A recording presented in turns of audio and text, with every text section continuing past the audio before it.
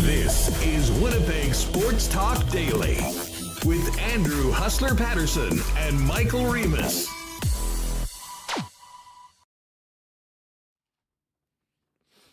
What is up, everyone? Hope you had a great weekend. Welcome to a Monday edition and another week of Winnipeg Sports Talk. Shout out to everyone in the chat right off the bat. Hope you had a great weekend, and thanks to everyone tuning in on the podcast. Of course, if you are a podcast listener, check out the YouTube stream anytime afterwards. Just hit that red subscribe button and subscribe to Winnipeg Sports Talk. And for all of you that are checking us out on YouTube, just know that the audio version's always available mid-afternoon, right after we finish the show. Just go to your favorite podcast host and type in Winnipeg Sports Talk and subscribe there. We've got a great show today. And listen, it was a huge weekend. You had two big wins for the Seabears at home. We've got an important signing for the Winnipeg Jets today of Morgan Barron. By the way, Reem, I'm feeding back to myself here. In addition to all of that, we had a football game on Saturday involving the Winnipeg Blue Bombers. And I, like many of you, I'll be honest, still somewhat shocked. I still can't believe it. One of the most unlikely and inconceivable comebacks in recent CFL history, and the Bombers were on the wrong side of it. We will break it down with Ed Tait from BlueBombers.com, and of course Jeff Hamilton was out there as well. I will say this from just a fan's perspective. Saturday was what the CFL, the crazy football league, that's what it was all about. Our pal Dusty now has got his own segment on Jay Onrait Sports Center because what is happening? And I think we are all saying what is happening in the second half of that game between Ottawa and Winnipeg, and certainly if you stuck around and watched the second half of the doubleheader between Calgary and Saskatchewan. So plenty of talk on the Bombers. There was some great news, though. Kenny Lawler is back. So Bombers hosting the Edmonton Elks. I imagine they'll be in a very ornery mood for the winless Elks on Thursday night at IG Field. So anyways, a lot of CFL talk. But I'll tell you what, the highlight of the weekend, I think for a lot of people, was getting out to those Seabears games. 2 more sellouts, 2 more big wins for the home team. And really looking forward to having the hometown hero from Friday night's game, Simon Hildebrandt, who has been just an incredible story. The first ever draft pick of the Winnipeg Seabears after finishing up his rookie season with the U of M Bisons, where he was the U Sports Rookie of the Year. And got to do it with his coach, Kirby Shep, sitting courtside. So we'll get to that with Simon a little bit later on. We'll certainly get ready for Assiniboia Downs later on at the end of the program. Coolbet, lines, and more. But just before we bring in Michael Remis, a big shout out to the sponsors that make this show happen each and every day. Princess Auto, Coolbet Canada, Manitoba Battery, Canadian Club, Aquatech, Modern Man Barbershop, BP, Royal Sports, Consolidated Supply, F Apparel, Nick and Nicky DQ Group, Vita Health, and Wallace & Wallace, the Winnipeg Gold Eyes, Assiniboia Downs, Breezy Bend Golf and Country Club, Aikens Lake Wilderness Lodge, and the great taste of Little Brown Jug. Hope you mixed in a couple LBJs on the weekend as well. All right, let's get Michael Remis in here. And Remo, what's up? How was your weekend? Well, I'm having a good time laughing at some of the comments here in our YouTube calling Saturday's game a crumback. And I think someone left a YouTube comment on the highlight package writing, "I'm crumbing." So, like, at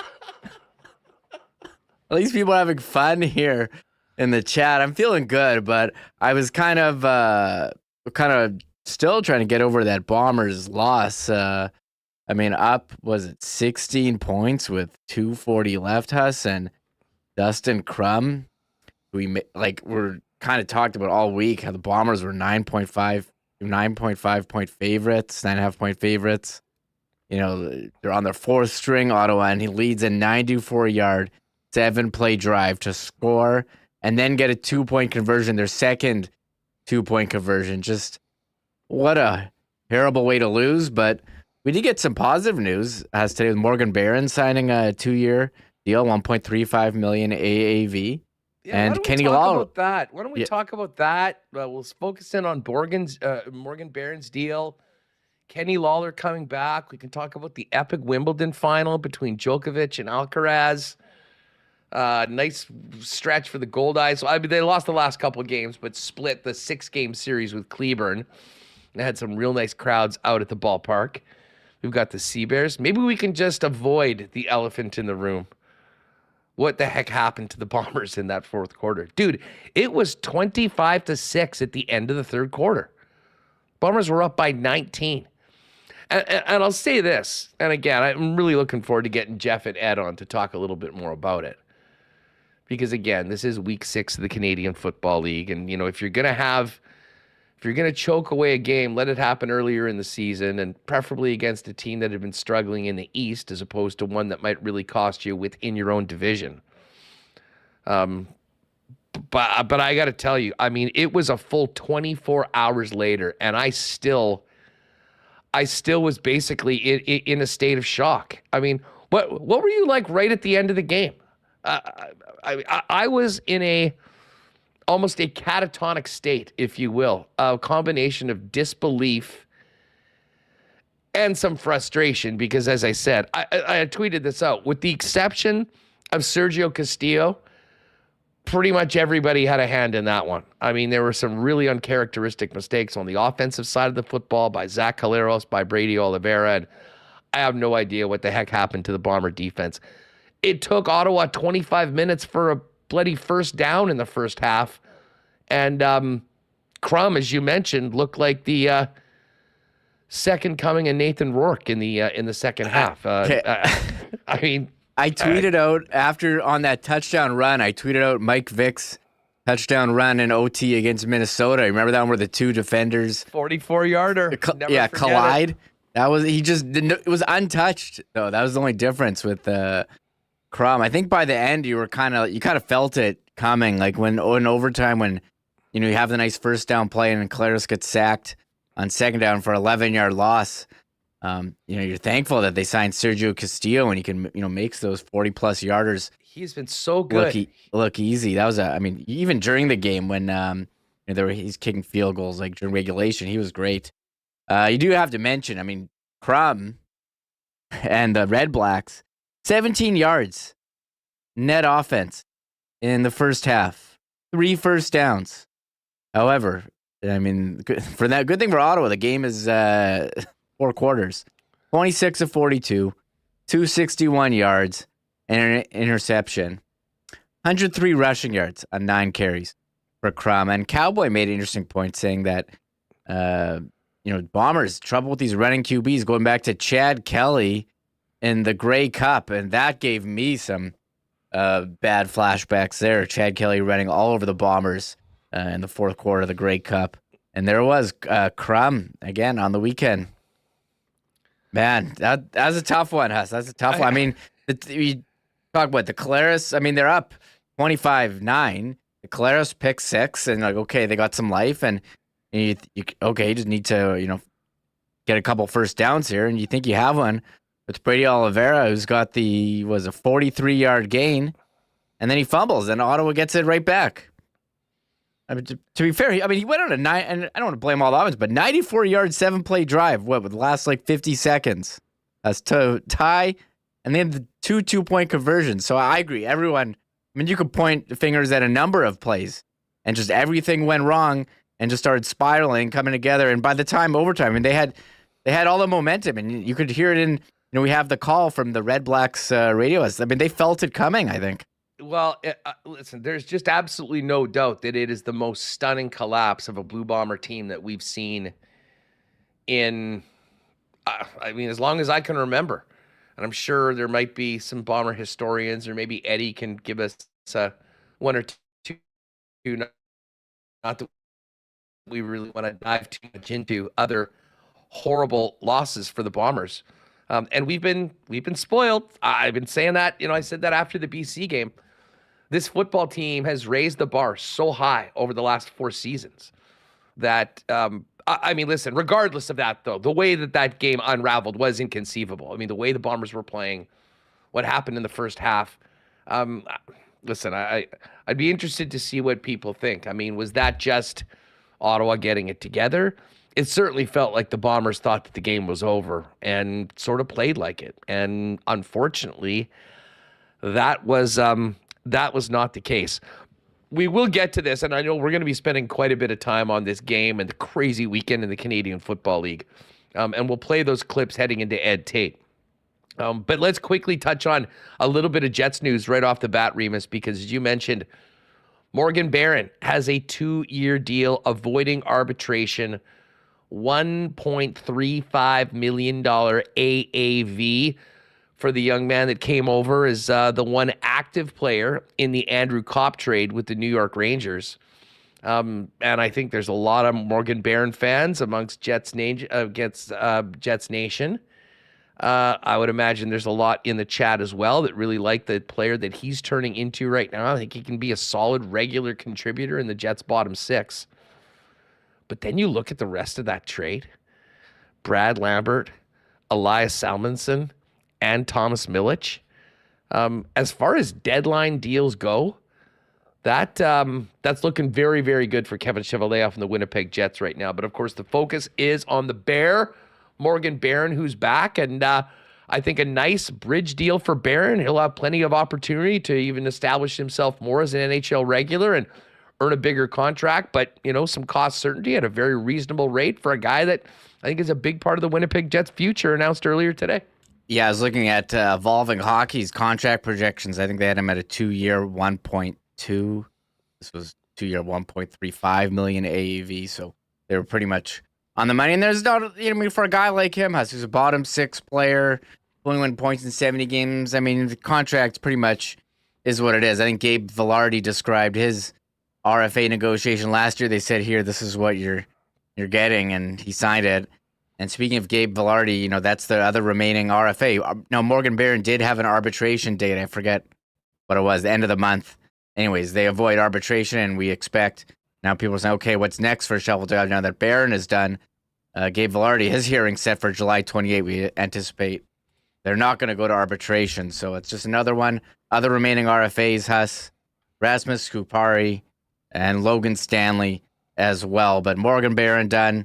Nice contract, and I think he's going to have, I agree, I think he can take a step forward and improve on the career highs that he had last season. As you said, 21 points, 8 goals, 13 assists, 70 games.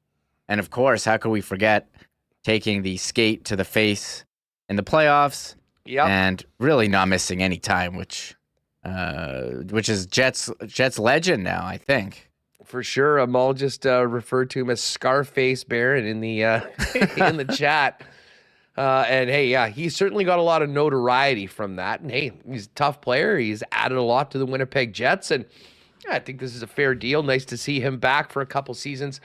Kupari will be very interesting. I mean, he played 66 games last year, didn't do much offensively in a different role, and may benefit from maybe some increased opportunity here in Winnipeg if he gets it. I'm very interested to see what happens with Logan Stanley, though, Remis, as you mentioned. Stanley has been given plenty of opportunities here and, basically found him outside of the top 6.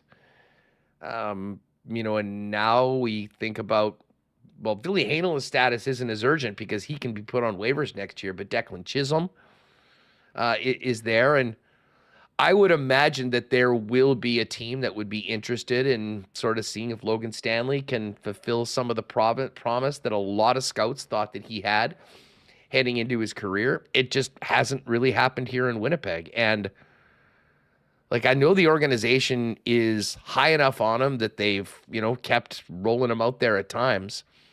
But it was pretty clear last year that Dylan Sandberg left him in the dust as far as being a regular. And we had heard that Logan Stanley was at times looking for a change of scenery, like many young players do that find themselves on the wrong side of the line when it comes to being in and out of the lineup.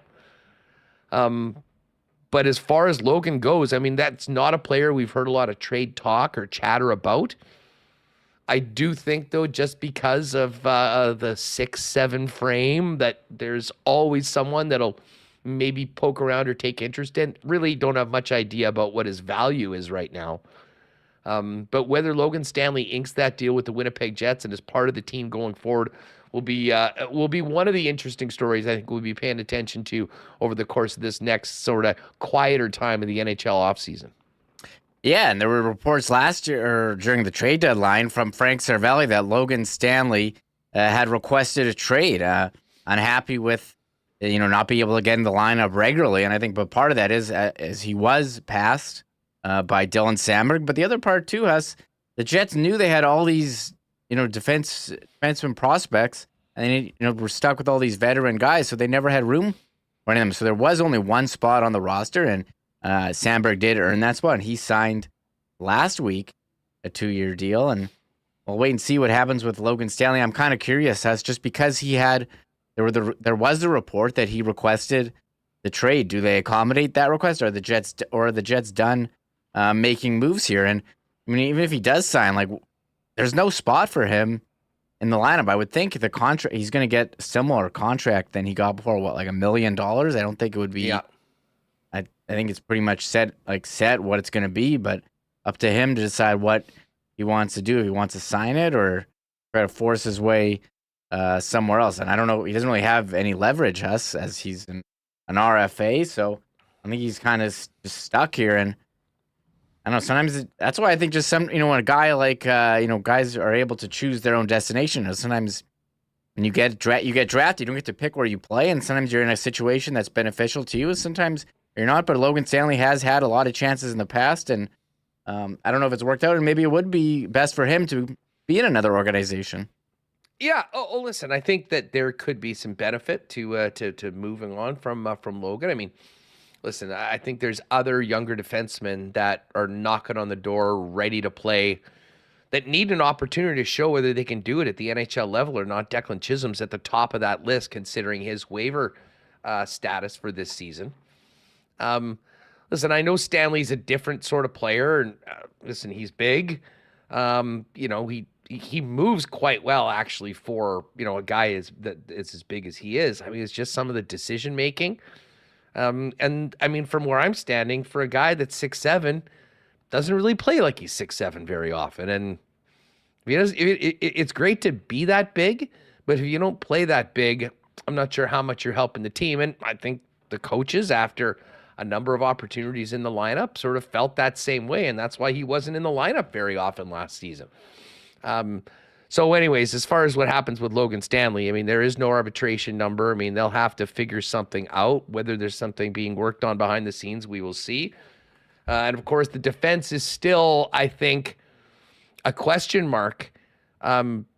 Certainly something's got to give if they come back with all of these players, under contract. Do they move on from somebody? Is there somebody coming in? All of that remains to be seen. But we'll pay attention to, Stanley and Kupari, who don't have arbitration. Of course, Gabe Balhardy, who does have an arbitration date. And I would imagine at some point over the course of the next probably in the next week. Because I think the Balhardy date is the 28th of July? So the end of next week? Yeah. And as I said, next week already? Yeah, that is next week already. Hey, that's 2 days after our Gold Eyes Thursday night, or next Friday, yeah. Yeah, next Friday, yeah, because our Gold Eyes night's the 26th. That's the Wednesday. Oh, perfect. Oh, and by the way, I'm glad you reminded me, just quick plug on that. Maybe if you missed some of the shows last week, big Winnipeg Sports Talk crew going to the ballpark on Wednesday, July 26th. We've had a great response. We've already had to add more tickets. I think we're over 60. Yeah. But if you're thinking about getting together with all of us, meeting some of your friends in the chat or other people that you maybe know through the internet and want to see them IRL in real life, that's the day to do it. Get on over to winnipegsportstalk.com. hit the link and get some tickets. They're $15 while supplies last. We'll have Winnipeg Sports Talk koozies for everybody, and we've got some Gold Ice prizes as well that will be given out. So mark the date. You'll have this week. If you want to ask some friends, see if they want to come with you, you've got this week to get your orders in. We'll sort of cut things off on Friday. And for anyone wondering that's already bought a ticket, a week today, 2 days before the game, we will email everybody their tickets. So just if you're wondering why you haven't seen it yet, we're just going to wait and do it all at once. So we've got a few more days. But yeah, winnipegsportstalk.com if you want to hang with us and join us at the ballpark for a Gold Eyes night on Wednesday, July 26th. All right, we're going to get to Eddie Tait coming up in just a couple minutes. But Remo, I thought the best way to head into this breakdown of what the hell happened on Saturday in Ottawa would be to play the winning call that sounded quite different in Ottawa than it did in Winnipeg. I don't know, which one should we play first? That is a good question. You want to play the bomber call?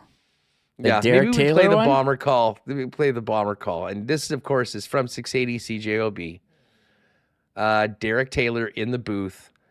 Doug Brown, who I think, as you can hear in this clip, about as gobsmacked as we all were that the impossible did happen in that game, completely unraveled on the Winnipeg Blue Bombers in the final 3 minutes.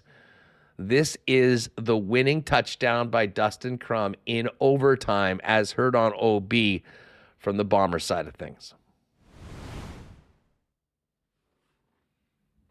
It'll be 2nd and 4.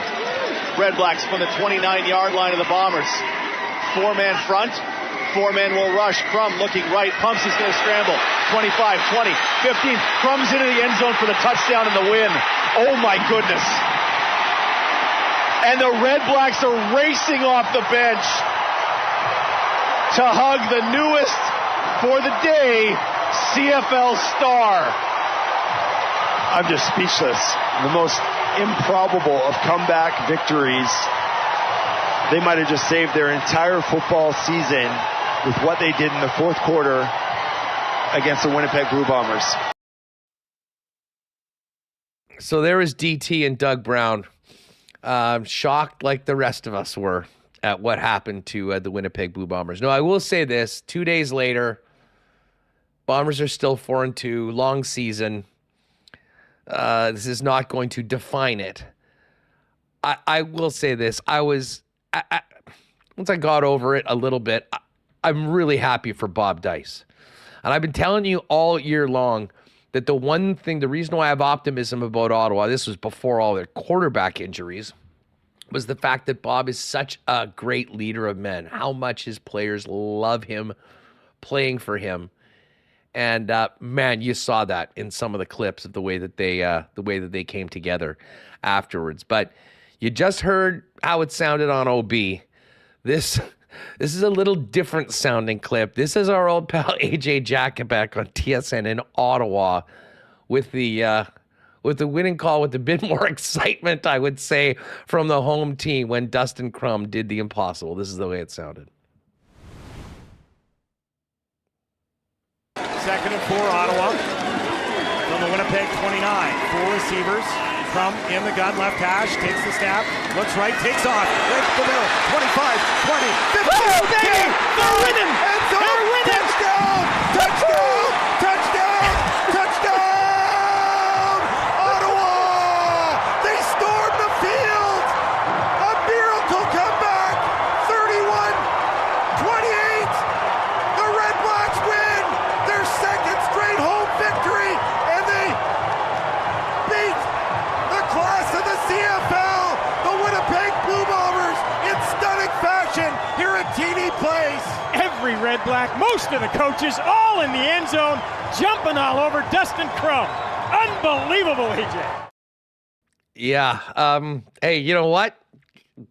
They should have been excited because that was an all-timer. I mean, simply, I keep using the word inconceivable, but it pretty much was, and that is the way it is. And yeah, I mean, hey, you know what? Local broadcasts are supposed to be like that. I mean, you wouldn't get that on, although I did have to laugh at to what that would have sounded like if Dusty was doing the game for TSN.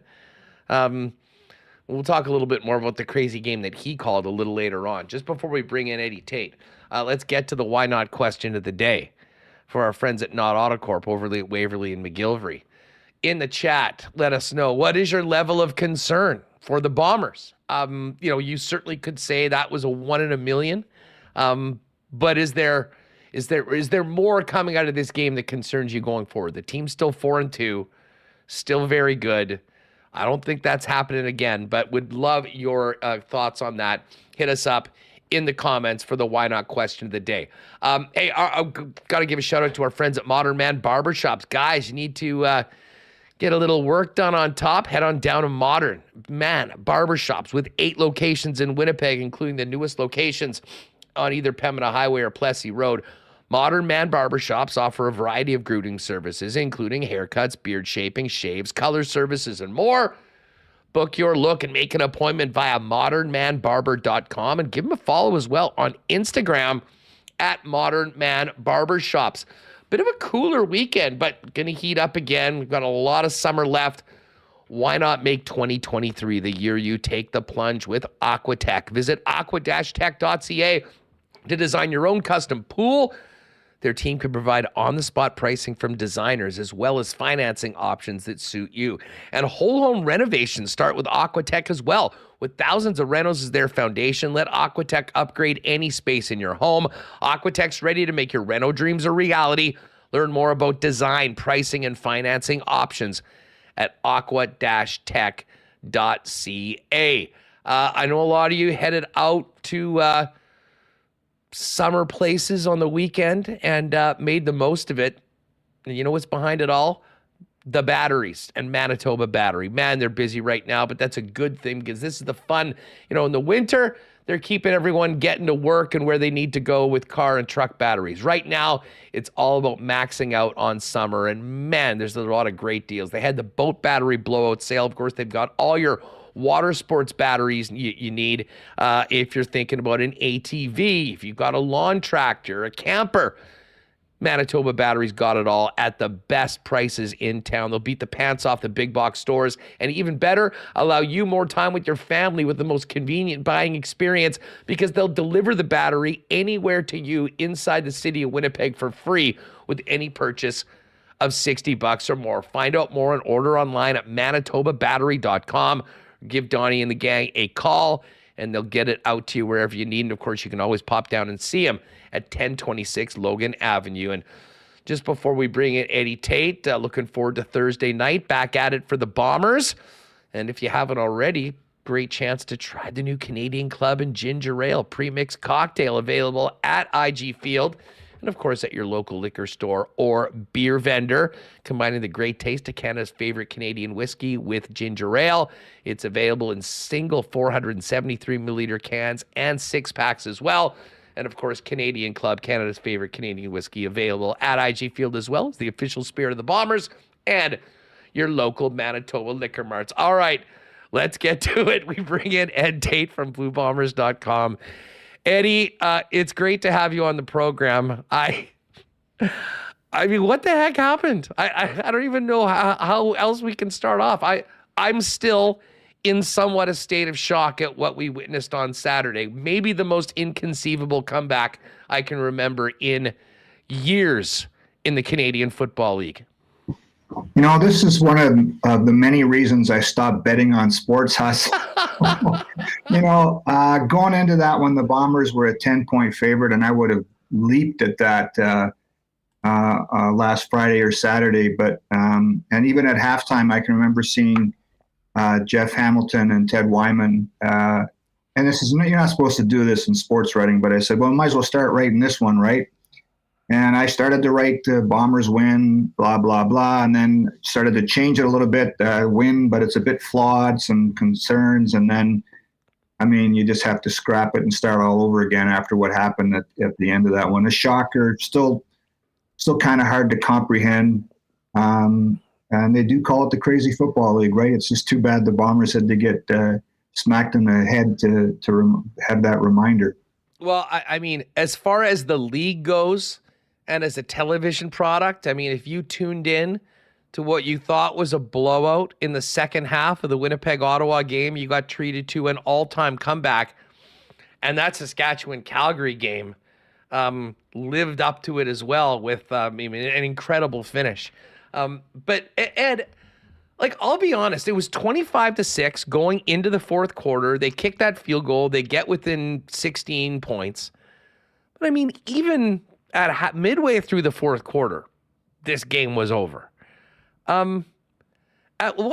Were you seeing things that were creeping into the game that was giving Ottawa a little bit of life? Or did this game really turn around when Ottawa got right back in on the unfortunate pick six that bounced off Drew Wolodarski's hand, and all of a sudden, after a 2-point convert, you were talking about a one-score game that never really felt that close?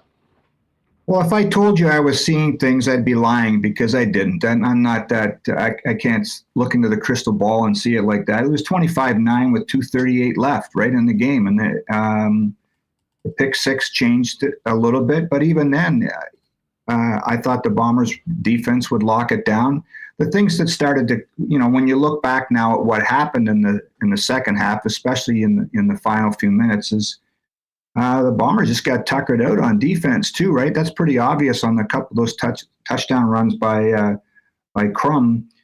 They're already making T-shirts in Ottawa, from what I understand, that say the Crum back. So the Bombers' offense was only on the field for 8 minutes in the second half. So that means that, the defense was out there for 22 minutes. That's a crazy number in the CFL. And, I didn't see it in the moment, but the more you look at the black and white of the stats afterwards, you can see where things started to go sideways for this team. They didn't run the ball very well, made some mistakes at the worst times, and then just at the end, it just looked like a team that had completely run out of gas. Let's give Ottawa full credit, but man, I'm still dumbfounded, like a lot of people, as to how it ended, because I thought even at the end they were going to get out of there with a W. It would have been an ugly one, but it would have been a W. Eddie, you have some pretty unique access. I've just got to ask you, what was it like around the team afterwards? I mean, I would imagine a lot of the guys in the uniform were the same as the fans, going, did that just happen? Yeah. In the locker room afterwards, it was pretty quiet, what you wouldn't expect. There wasn't anybody throwing tables around or, that kind of stuff. There wasn't a whole lot of cursing and swearing. Nobody was pointing the fingers, which I've seen before. And the plane ride was quiet on the way back, but as I told someone earlier this morning, it's quiet after wins too sometimes, unless it's a playoff win. So, critical now, and I'm stating the obvious, is how they respond on Thursday, but I'm like a lot of people. I've circled that game in August, that home game when BC comes back here, as a real barometer or a way to get a gauge on where this team is at, because you could have said a couple weeks ago that home loss to BC was a one-off, and then what happens in Ottawa on Saturday is only going to open some more eyes and cause some concerns, unless the Bombers can kind of put that to bed right away here against Edmonton, and then a couple weeks too against BC. I mean, listen, watching the game on Remo, you got that feedback again. Michael Che's won a lot of games, but I mean, they were already putting up the 87th win on TSN, to pass Cal Murphy in the fourth quarter. Yeah. And I get it. This is unlike, any loss they've had in a long, long time. What did Coach O'Shea have to say about it? And how did, he's very even keeled with the wins and the losses. This was such a strange loss though. How did the head coach kind of respond to it? Yeah. I think the full interview, it wasn't very long. The post-game interview is about 2-3 minutes. It's on the website. He was pretty straightforward about it. Again, he's not going to scream and yell. And I was watching your show before I came on, Huss, and you guys were talking about blown leads or comebacks. And the one that popped into my head, and Jake Thomas reminded me of it in the locker room afterwards, was the loss in Montreal in September of 2019. The Bombers were up by 20 points going into the fourth quarter and ended up losing 38-37 with a Vernon Adams to Jake Weineke touchdown with 6 seconds left. So that's the most recent one I can remember. It's unfortunate, like these games, that game I can remember calling the Montreal meltdown. I don't know what I'd call this one, the Capitol collapse or something. I love the nicknames of stuff like that. So, and then there was we call it the miracle on Matheson here a few years ago where Andrew Harris scored with no time left, if you remember that game. So it happens. This is a veteran team. So as much as everybody wants to, kick this bunch to the curb now and say, oh, the sky is falling and the defense is terrible. I say this all the time. This team has won a lot of games. Let's give them the benefit of the doubt now. And then, like everybody else, they'll get judged in November. And I wouldn't be betting against them right now if we can see this thing get to the playoffs. You mentioned that game in 2019. And the funny thing is that we're just in a different era. I mean, like in 2019, the team had still, at that point, hadn't won a Grey Cup in almost 3 decades. And if that happens, fans are like, oh, we've been here before. I mean, you're just expecting. With what this team has done over the last 4 years, playing at a level that most of us in our lifetimes have never seen as consistently from a Winnipeg football club, that's what makes Saturday that much more, I keep using the word inconceivable, but it really is, Ed, with the way that went down. And I'm with you. This team is too good, has too much experience to let this hamper them. And if anything, and I point to the game against BC earlier, I mean, these 2 losses and the way they lost them, and at some point, maybe it's a little bit of a reality check for a team that frankly has just won so consistently over the last little while. You'd hope that they can sort of take this, learn a couple lessons the hard way, and make them a better team starting on Thursday against Edmonton, and certainly when BC comes back to Winnipeg in early August. Yeah, you're right. That's the kind of, you take a step back and look at this rationally, and maybe the emotions of Saturday and Sunday go away for a bit. You can, reflect a little bit and not be so mad.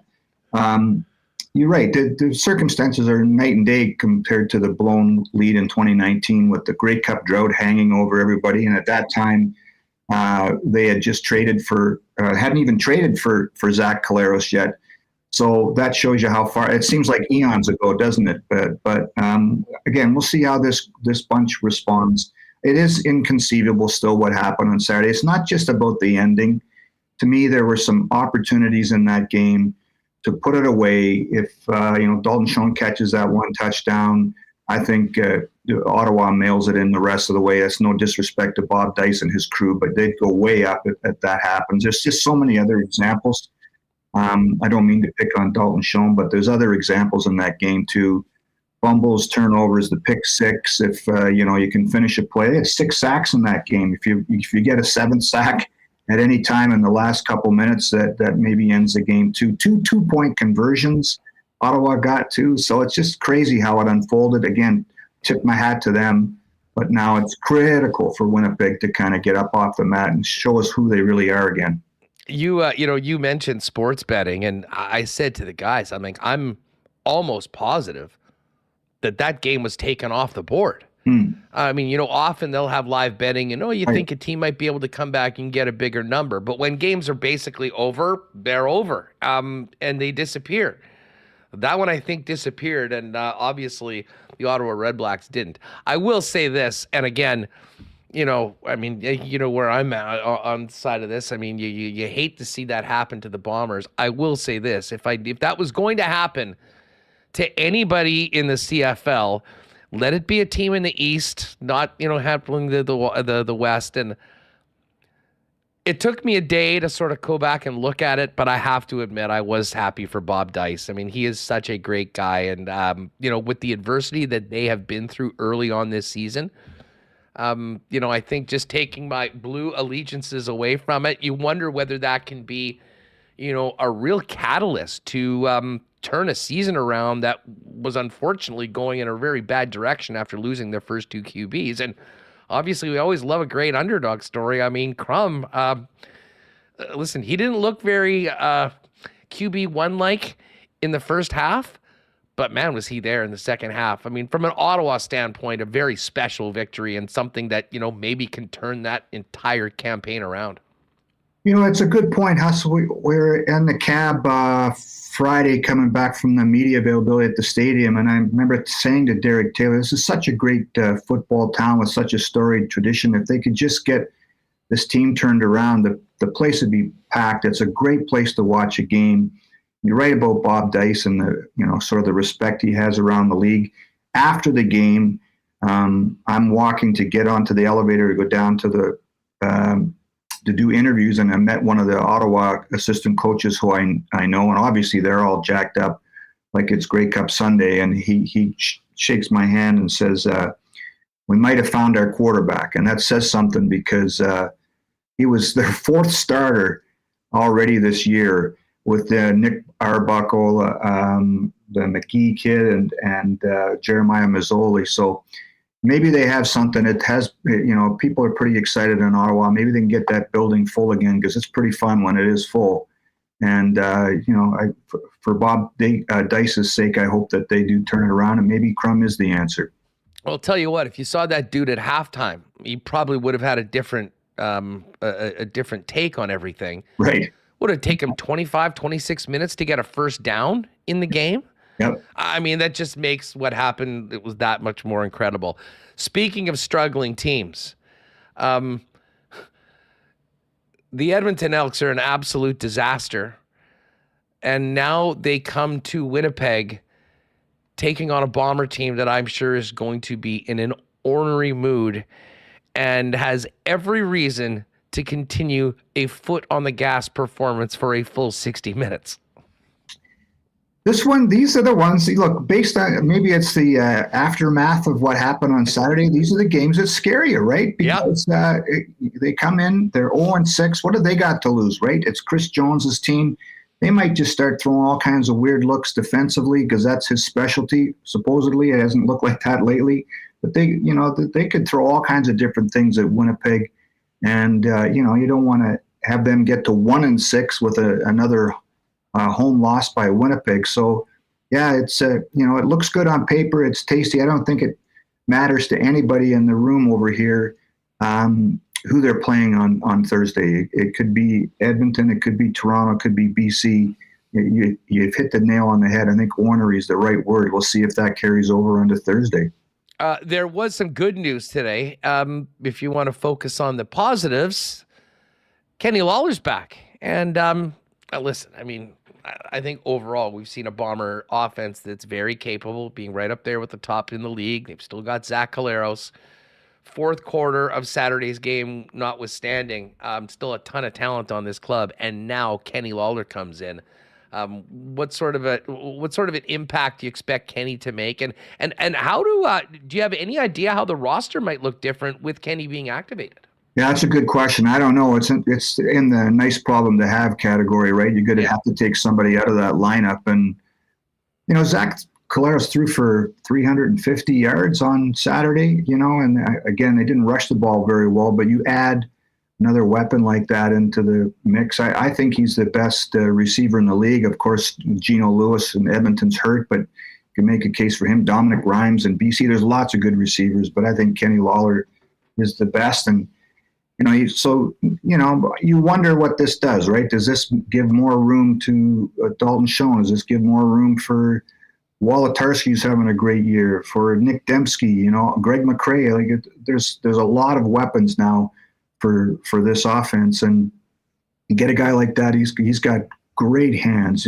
Zach just has to put it up there near him, and he's going to come down with it. So it adds another element to this offense. And when it was announced late this morning, I know that, and I tweeted out something. One of the first reactions was, "Well, how does this help the defense?" Right? Just sort of somebody teeing off again about what happened on Saturday. Well, it helps the defense a lot because we just talked about how the offense was only on the field for 8 minutes in the second half in Ottawa. If you get a Kenny Lawler out there, you're going to stay on the field more, or he's going to hit you with a home run ball and you're going to pile up more points on the scoreboard. So I think it helps immensely.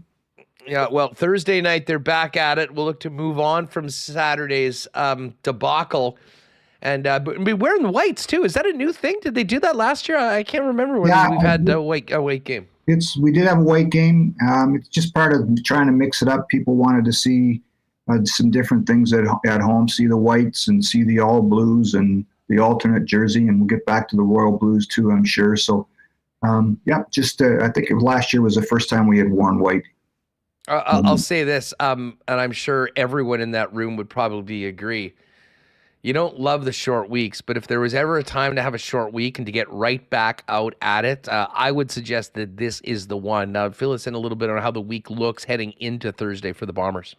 Yeah, so back on the practice field tomorrow, close to the media practice, and then Wednesday's walkthrough day, which isn't really a full practice, right? They just get out there and make sure everything's copacetic. So you're right about the short week, man, because and then the Lawler news does switch the narrative a little bit, right? I'd hate to be hammering away on these guys because they're going to get more and more cranky as the week goes on with this game being brought up over and over again. So maybe one less day of being reminded about the collapse, the capital collapse, as I'll call it, I guess, will be a good thing around these parts. Were you on the plane for the second half of the doubleheader? I was on the plane, yeah, and I watched it yesterday at home. So when we landed, one of the first things we saw was some text from people that Trevor Harris had been injured, which might ultimately be the biggest news to come out of that game. But that's another crazy CFL game, and it's good to see that we're getting back to that. Yeah, it was, truly an incredible day of football for the league. Bomber fans didn't want to play the role that they did in it. But as I said at the beginning, this is a weird time. Listen, if you're of my vintage, you've gone through the drought as we have. This team has just been so good and so consistent for so long that when something like that happens, it just seems that much more incredible. That being said, still a very good football team, still 4-2. Be a massive favorite on Thursday against the Edmonton Elks. And I guess, is it a bye week after this and then the BC game? That's correct. Wow. So, go out, take care of business on Thursday, and then a little bit of rest and a extended practice week getting ready for what I would imagine will be the biggest game of the season up until that point, considering what's already taken place. Absolutely. It's Thursday will be fun because we'll start to see how the Bombers respond. But even before what happened in Ottawa happened, I had that one in early August circled on my calendar because the BC Lions are for real. And after what they did to Winnipeg a couple weeks ago here, we're going to get a real good read on how these guys respond in the next two games. It's going to be fun as hell. Eddie, thanks so much for doing this as always. And we'll look forward to what should be a great game on Thursday, and then maybe enjoy a couple days away from the office on that bye week. Yeah, we got some Valor too to talk about, so I'll be covering a Valor game or two during that bye week too. But yeah, thanks for having me on, Huss, as always, and we'll see you on Thursday.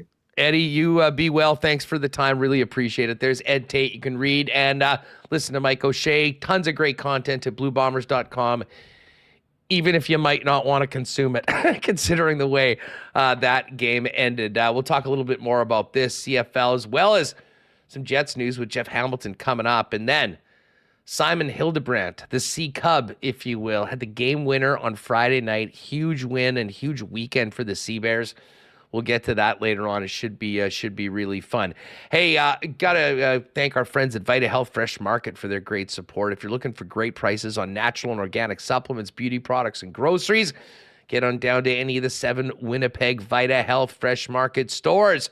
Barbecue season's in full swing. You can get down to Vita Health and stock up on some delicious Vita Market grass-fed bison and beef steaks and wash them down with their Sober Carpenter beer or Zevia sodas. And hey, I know a lot of you are probably doing some day trips, some picnics and whatnot. Head on down to Vita Health. Grab and go lunch is delivered fresh twice a week. And this month, get a free sapsucker drink with any Vita Market sandwich or wraps. Vita Health Fresh Market, empowering people to lead healthy lives. 7 Winnipeg locations and online at myvita.ca. Wallace & Wallace are Winnipeg's fencing and overhead door specialists. Busy right now, as you can imagine, as they've been the leaders in both since 1946. If you and your home or property need the security and protection of a new fence, or if winter did a number on your old one, give them a call. They've got vinyl, ornamental, welded wire, chain link, or wood fences. And if it's time to replace your garage door, they've also got Winnipeg's largest selection of overhead garage doors as well. 452-2700 is the number. The Wallace & Wallace team will arrange a time to come out and give you a free estimate. You can also visit wallacefences.com or pop down to their showroom on Lawson Road off of Kenniston. Guys, how's the closet looking right now? You're probably popping into a wedding or two over the course of this summer. If you need an update in that wardrobe, or just need to step up your menswear game in general, there's only one place to go, and that is F Apparel down at 190 Smith Street. Custom suits beginning at $400, along with chinos, golf pants, custom shirts, both tucked and untucked styles, and an incredible selection of menswear accessories. If you are in a wedding party, talk to them about a 15% discount for all the suits when you guys get suited up at F Apparel. You can find out more in person at 190 Smith Street, or check them out online, or make an appointment to pop down and see them at F. That's EPHapparel.com. And hey, summer's in full swing right now. Always a great time to pop by and see our friends Nick and Nikki at one of the 4 Nick and Nikki DQs. They've got locations here in Winnipeg at the DQ Northgate, DQ Polo Park, DQ St. Anne's, and of course, the very busy DQ out in Niverville, Manitoba. If you are thinking about a DQ Blizzard or ice cream cake for your next event, they can do it up however you want. Send them a DM at DQ Manitoba on Instagram with the photo of whatever you're looking to cook up. They'll get it made up for you for a quick and easy pickup at any of the 4 Nick and Nikki DQs. All right, Jeff Hamilton's going to join us in a few minutes. Michael Remis back here, and Remo. As much as we talked about the game, and we will, was some big news with Kenny Lawler finally getting activated today for the blue and gold, and he should be good to go against his former team, the Elks, coming up on Thursday night. Game happening on Thursday. Bombers hosting the Elks. I'm curious how he's going to look, and I agree. I think it can only be good for the offense, where they had so many of those 2-and-outs. You'd like to think with another weapon like Kenny Lawler, you'd be able to have the offense stay on the field longer, help out the defense in that way, but also make some of those big plays. And if there was, I know there was a couple plays on Saturday, Huss, where the ball might have slipped out of the receiver's hands for a possible touchdown. Maybe Kenny Lawler makes those. I don't know, but it can only be good things for the Bombers, and you hope that he doesn't have any of that rust coming back after this 6-week layoff. Nice that has concluded. Yeah, no doubt about that. Shout out to everyone in chat, by the way. Hey, Dallas is down in Little Tokyo in LA. Got a little WST on while on vacation. Right on, Dallas. Have a great trip. Should be a heck of a lot of fun. And shout out to everyone else in chat. Hit that thumbs up, by the way. Let's get those likes up for today's show. Well, and listen, it's an auto-like now, because guess who's back? The one, the only Hammer himself, Jeff Hamilton of the Winnipeg Free Press. Hammer, what's good, buddy? How are you? Really good, Hustler. Had a great week in the nation's capital, weekend rather. Always great to go back to a place I consider my second home. Certainly wasn't home sweet home for the Winnipeg Blue Bombers, as you guys got into off of the top and then throughout Ed's interview, and I'm sure we're going to touch on that epic collapse, as many are calling it, the crumback. I thought that was that's a great I'm sitting here thinking to myself, what do I call it? What do we, what opportunity can we, and for some reason, the most obvious one staring me right in the face was eluded me. So what a game, man. You were there. At what point did you legitimately think the Ottawa Redblacks had a chance of winning that football game? So based on the wording of your question, excuse me, the chance has to be the pick six. Because at that point, everything's kind of done and dusted. Game's kind of being put to rest. The Bombers defense has already stopped the Redblacks, not once on 3rd and goal, but twice. It seemed just inevitable that this game was just going to get shredded away, that, it was going to maybe, not even maybe be close, but it just wasn't going to happen. And then that pick six happens, and you're just like, okay, they still need to get the 2-point convert. So I think maybe once they got the Nate Behar first 2-point convert, that's when you started to feel like maybe it was possible, because you start looking at the clock, and anyone who watches the league or covers the league knows how much can happen in those final 3 minutes when the 20-second clock, and if you can, you can certainly work it, especially with your timeouts, to your advantage, regardless if you have the ball or not. So I thought then, and I'm not, I know you asked Eddie kind of a similar question, and I thought, I know he mentioned talking about at halftime to us, and I'd already written my lead. I wrote this in my 5 takeaways. It was like, we've seen a lot of convincing wins by the Winnipeg Blue Bombers in recent history, but none seemed as inevitable as Saturday. And while that would suggest that, I thought they were certainly going to win, there were some things in the second quarter that I think foreshadowed into the second half, particularly with the offense. Like, I thought the offense looked sleepy. I really did think that they weren't executing at a level that the defense was executing at, and weren't able to take advantage of some of the things, DeMario Houston interception for one, really shove it down their throats and end that game. And so what the story of the second half, it was really those last final dying minutes of the game, obviously, where the thing completely flipped on its head. There were signs of that offense, that sleepy offense, extended into the second half. And I wrote this down.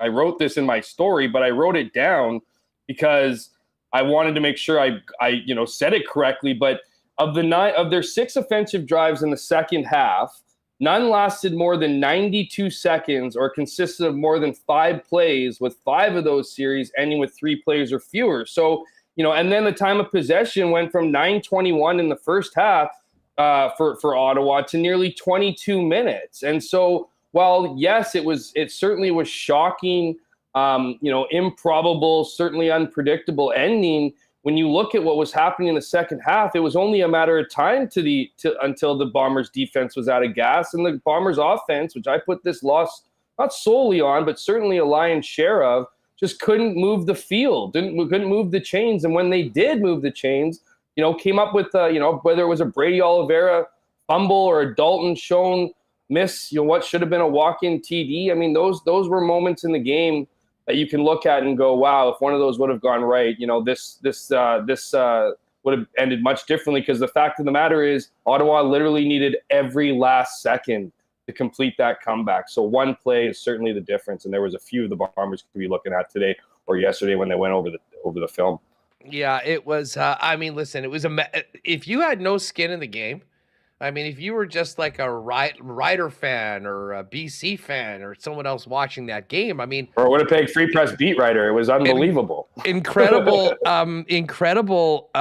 drama, and something that, and as I said to Ed, like, if this had happened 5 years ago, we would have said, oh, we've seen this team.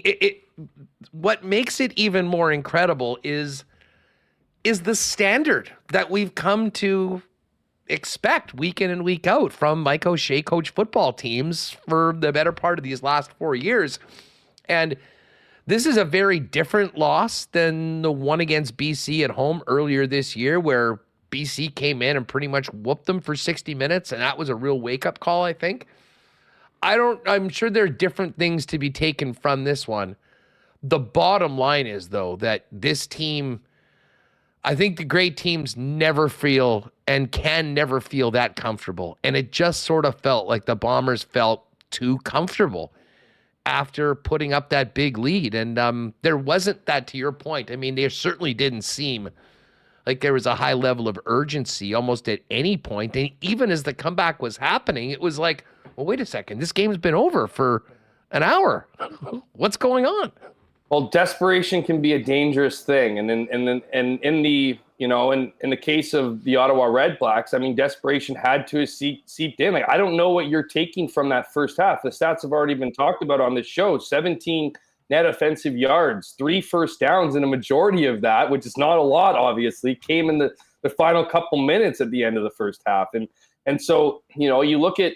I know you give a lot of credit to Bobby Dice, and I think I think you certainly have to. You got to think that locker room could have gone one of two directions, right? Just absolutely demoralized, or saw maybe an 18-3 game that wasn't all that out of reach with some good plays here and some strong defense, which we really seen from Ottawa, I think, all season, that maybe they could get into this. But I mean, the Bombers, I think what's the kind of crazy part here, and you bring up Week 3's loss to BC, you're right. They got punched in the mouth for 60 minutes in that game, and it was a wake-up call. In this case, what was it a lack of urgency? Was it taking, the foot off the gas? Those are, and if it is, those are incredibly uncharacteristic things for the Winnipeg Blue Bombers, who have kind of been known that if they have a tough start, or and they've had a couple slow starts to this season, that they can kick it into high gear and not take anyone for granted in the final 2 quarters. But I don't know how you don't make that argument. So it's in this game, because either you do give it up, or either you did have a lack of urgency or took the foot off the gas, or you were just outright outskilled, outclassed. And I don't know what is the better answer to that question. So. But it is interesting, Hassan. I said this in my game story, and I obviously truly believe it, but it is, as wild as it sounds, I think the Winnipeg Blue Bombers I believe the Winnipeg Blue Bombers are going through more adversity in the first 6 weeks of this season than they have in the 2 previous years combined. We look at what happened in 2021. It took them, or 2021, it took them 14 games, or 13 games or whatever it was to get to lose their second game. In 2022, it was 13 or 14 games, right? They've never really been in this kind of situation where they've, and they're still 4-2 and certainly not anywhere, out of conversation for finishing top in the West, but they are losing some of their shine. I think they're becoming, I think everyone looked at BC and thought, okay, yeah, at any given Sunday, this is a team that, is going to have a bad game here or there. But when you look at a couple weeks later, especially after convincing wins over Montreal, and Calgary, that maybe that was in the rearview mirror. Well, now the conversation, has taken a very sharp turn back to that conversation of whether this team might be slowing down. What is age becoming a factor? All these things, and it's certainly again a world the Bombers haven't been used to, but one I think you can look at as, and I don't call this a silver lining, but you can look at it as an opportunity to really look inside and maybe not buy into your hype as much as maybe they have been. Although I would make the argument that those conversations we have with players have remained the same. It has been that consistent process, consistent worrying there. We haven't seen that kind of stuff on social media or anything like that. So I do believe this team's going to rebound, but it might not be it might not be just up to them rebounding and watching tape. There might be some other teams that are noticing some weaknesses, some holes here, and have started to exploit them, because now you got 2 tapes on the Bombers, on what can beat the Bombers. And I think that's a lot more tape or film than you would have seen in probably the last 2 seasons, like I said, combined.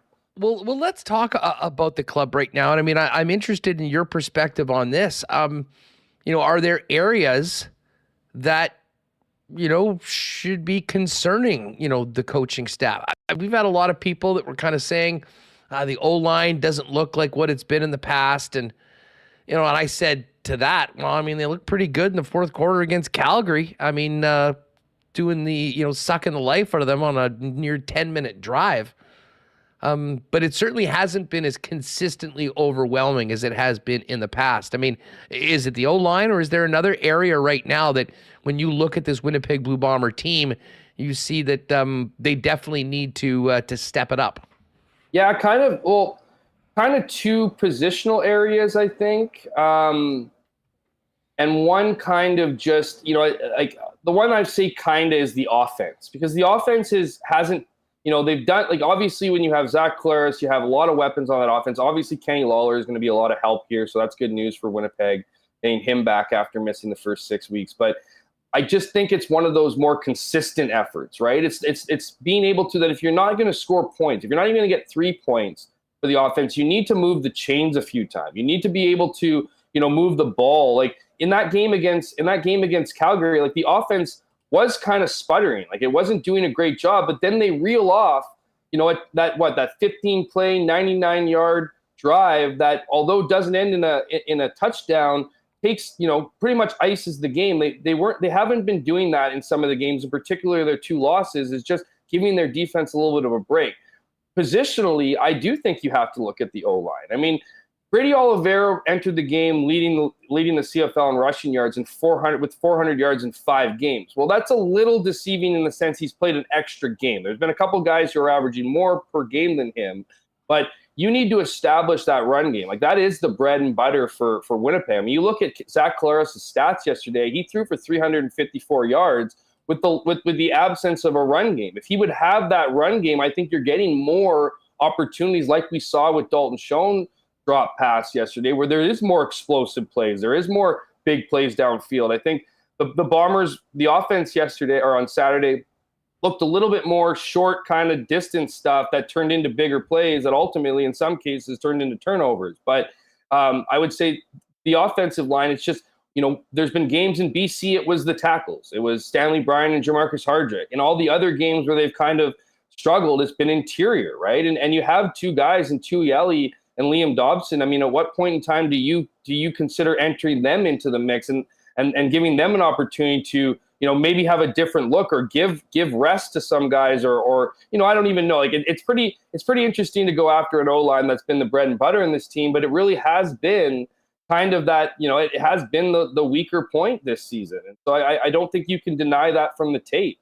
And the other one, which is more recently, and I think we got I think we were on a little bit of the Greg McCrae mania, a little heavy after that, that beautiful missed field goal return for 102 yards. But he looked like an intern at his first day at the job as a punt returner against the Redblacks. I mean, he bobbled a couple. He secure jumped on the ball, Greg. And I mean, I call it the Teddy Wyman curse, because Teddy asked him the day before what was the most important part about returning kicks, and it was ball control. And before he could even come out with the second answer or second option, Greg McCrae jumps on ball control. It's the most important thing. So maybe there's a little Wyman jinx in there, but anyways, I just, that needs to be a better. Sergio Castillo's been nothing but advertised. Jameson Sheehan's had a couple good punts for sure, and some that haven't really gone his way that have been so close to being, gorgeous punts, but ending in rouges because they've just trickled into the end zone. In one case,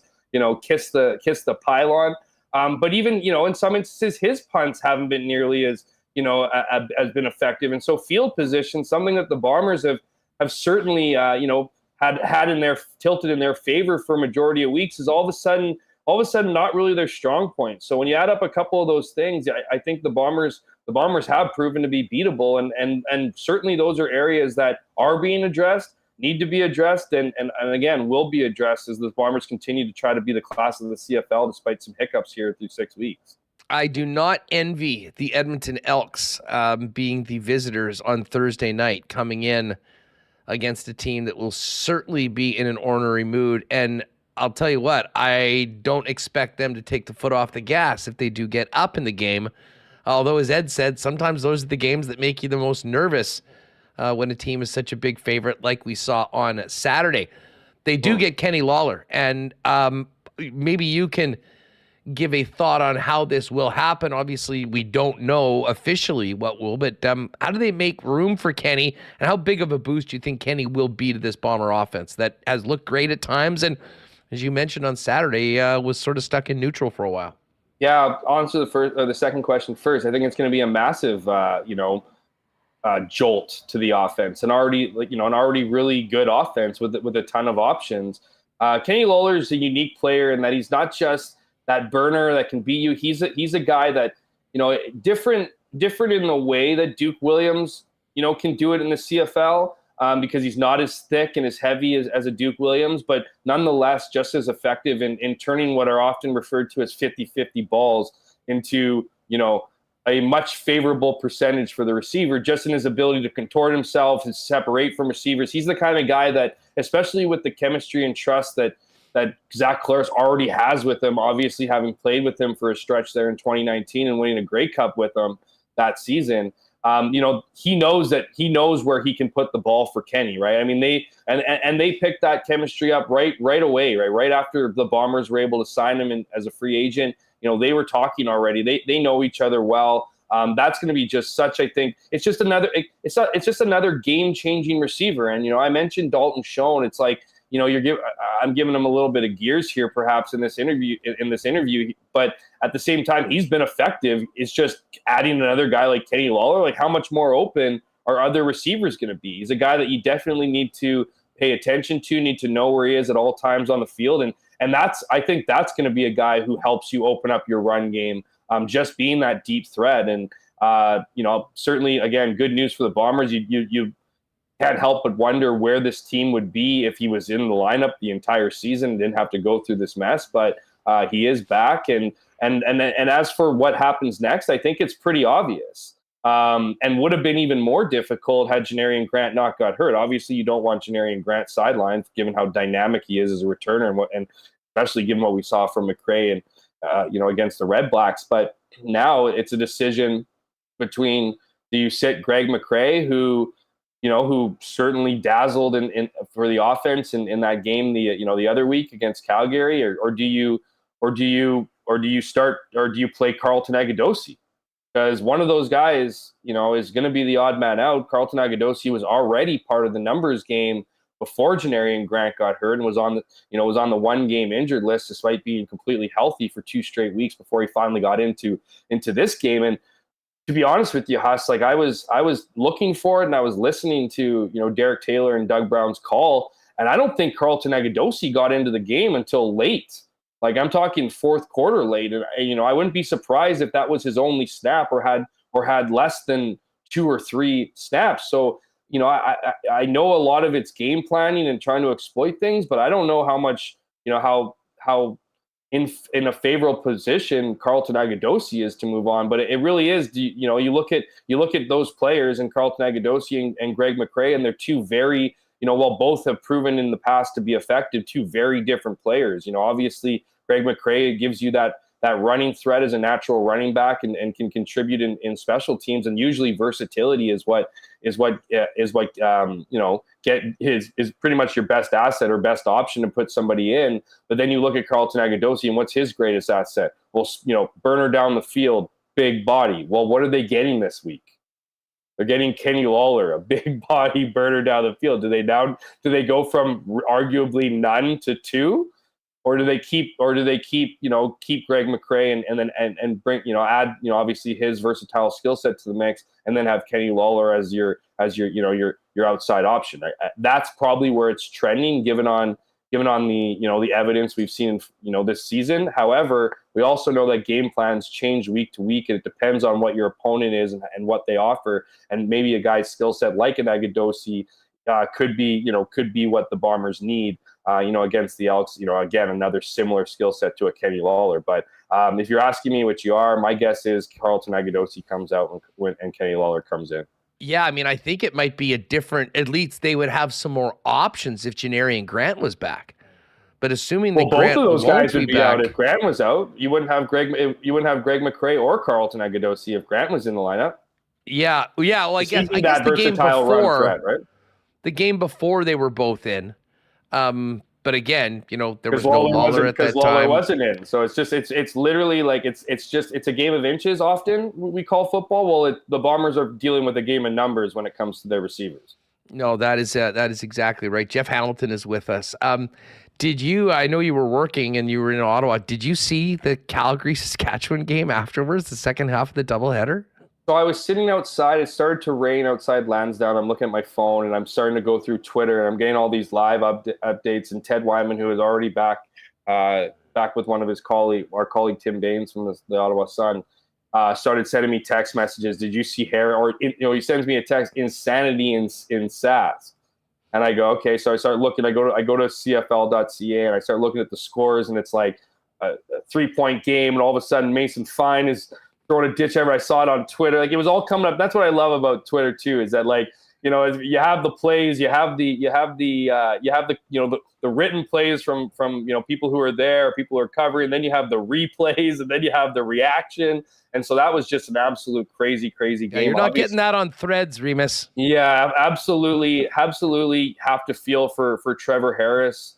Of course he brought a lot of optimism, and we certainly saw that through the first half dozen weeks here. But I think Saskatchewan's in serious trouble, man.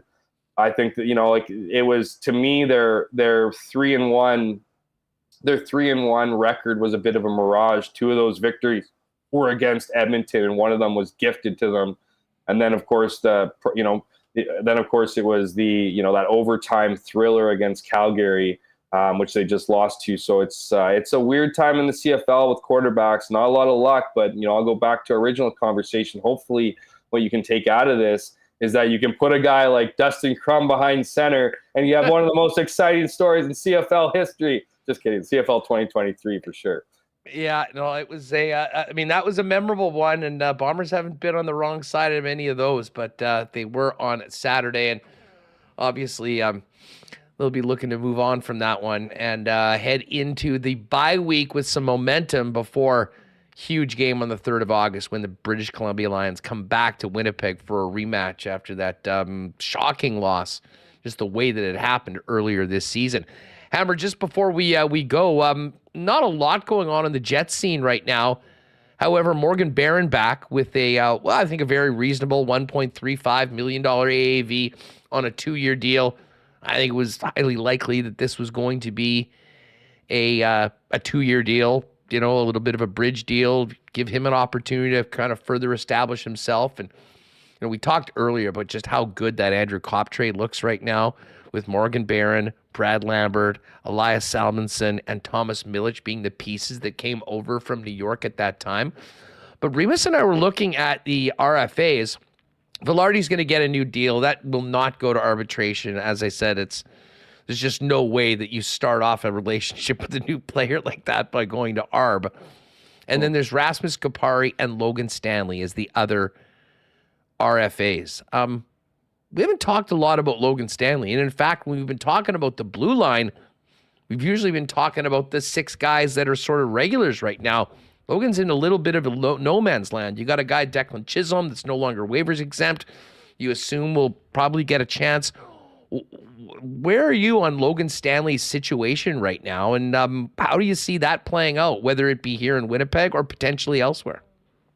Yeah, I can't help but to think the priority of Logan Stanley is so far low right now as far as what their pieces of business are. And it's interesting to say that because he's been kind of attached to everything, right? Like he's been attached to all trades in respect, in that he's been a piece the Bombers. The Jets have clearly been looking to move, but like we've seen with several other players, clearly have a price that they want reached, and it's getting to a point which hasn't been reached clearly.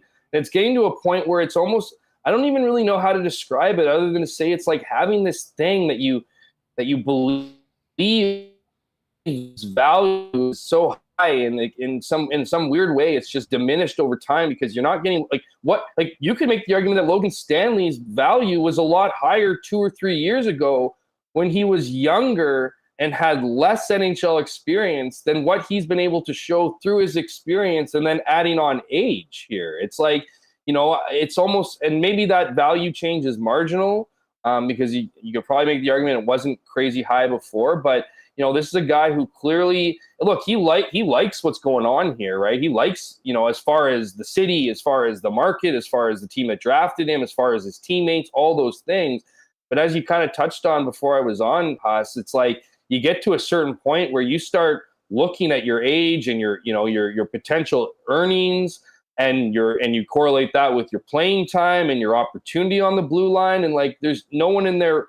Anyone in their right mind would request a trade from the Winnipeg Jets, and I use the verbiage is important here. Requesting a trade and demanding a trade are 2 different things. You don't often see a lot of demanding, or when you do see demanding trades, it's like, I want out of here. You're not so, you don't say I demand a trade, you request a trade, but it's a heck of a lot, less polite. You're saying you're out of here. You know what I mean? Whereas Logan Stanley is saying, I want more opportunity in Winnipeg. I want to be part of this organization.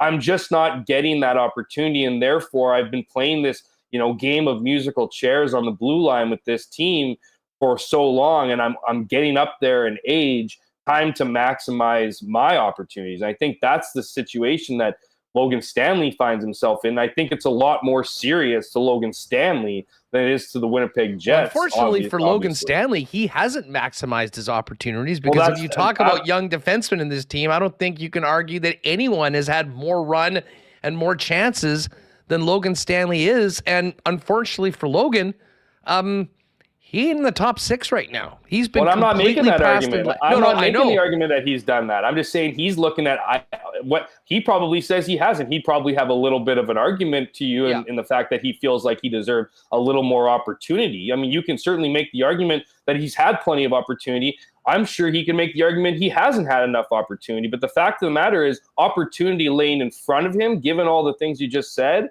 is probably better in somewhere else in the NHL outside of Winnipeg.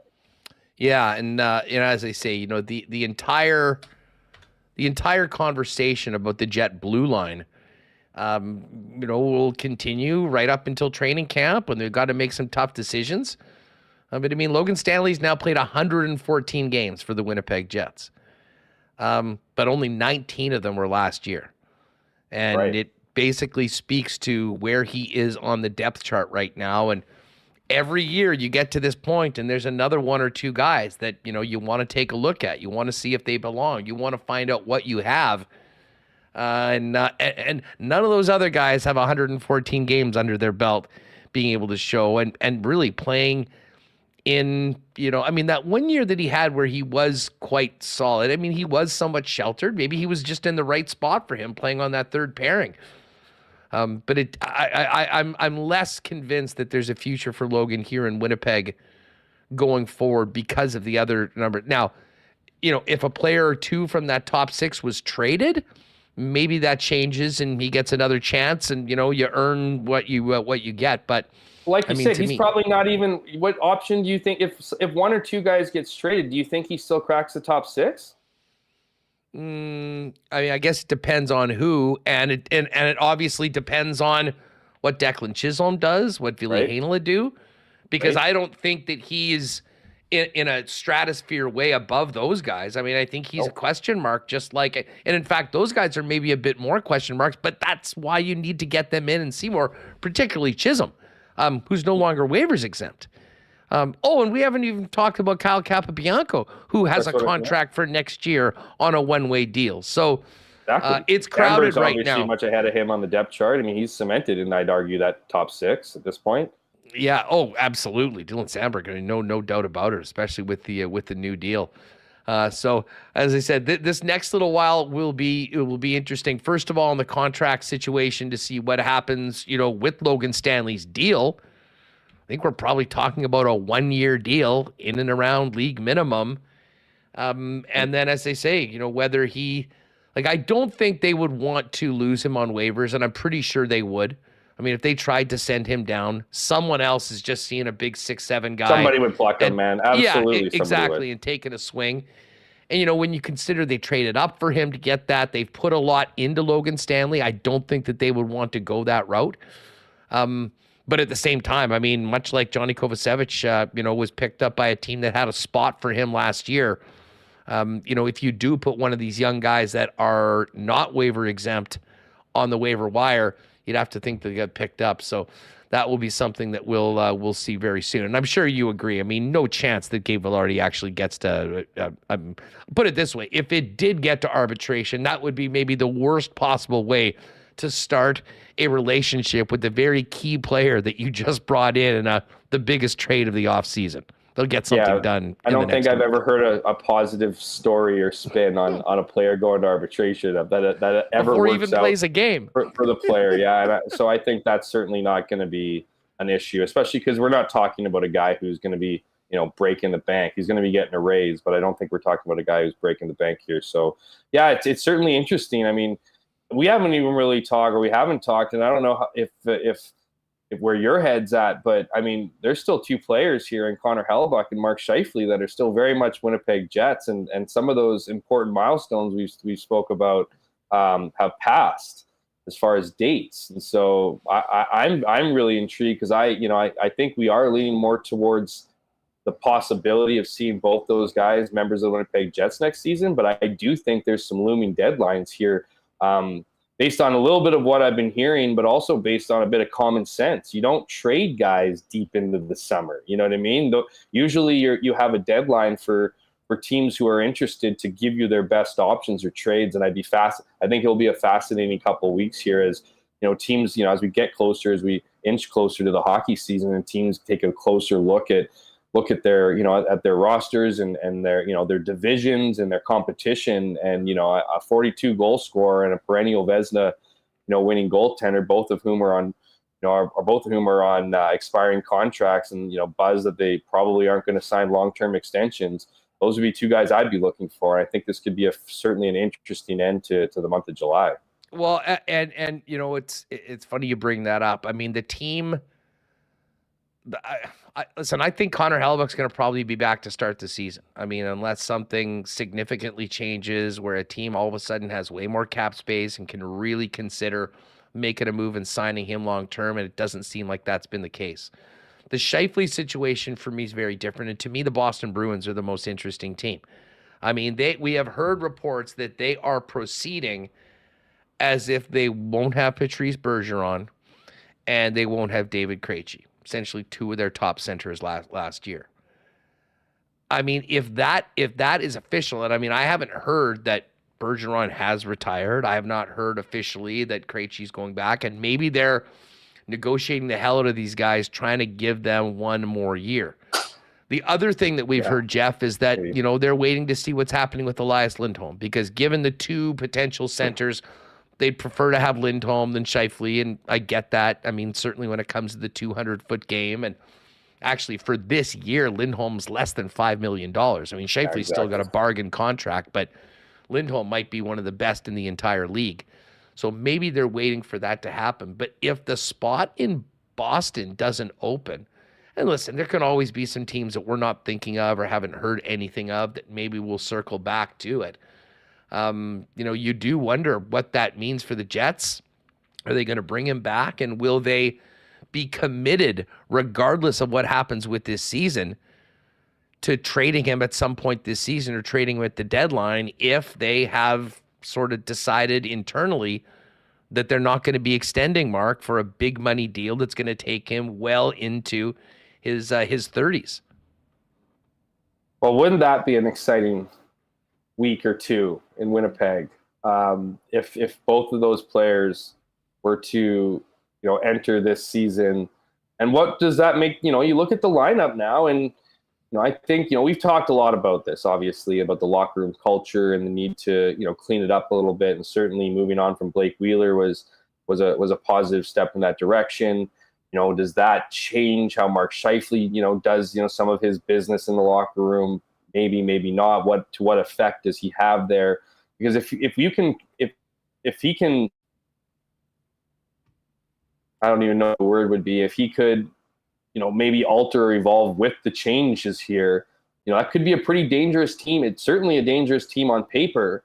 That's kind of the dangerous thing in Winnipeg, right? On paper, hasn't exactly panned out for this organization, but on paper for sure, if they can translate that onto the ice and play well and do ultimately what they did last season through the first half of the year and battle for top spot in the conference and the division, and then move into the second half of the season and then still continue to play and not have those wheels fall off, because by the deadline, the wheels were falling off. I mean, they kind of had their answer. If it was anything like last year, especially since you went through a situation like last year, you probably are looking to deal them. It's a little more justifiable. But if you're doing well, and the whole point of this was to convince these guys to sign long term, and you're finding out by the deadline that's not happening, I think it's going to be a much tougher pill to swallow for fans to see some guys go, and then see what happens after that with the rest of the season if the Jets are in prime position. Because I really do think, and we talked about this, Haas, like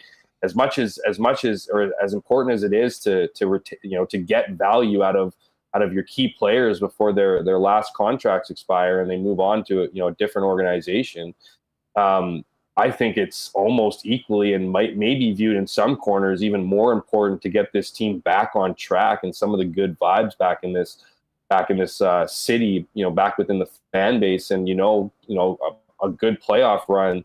And I know some fans might be rolling their eyes here, and I'm certainly not making the argument that the Jets are in a position to go on some deep playoff run next year.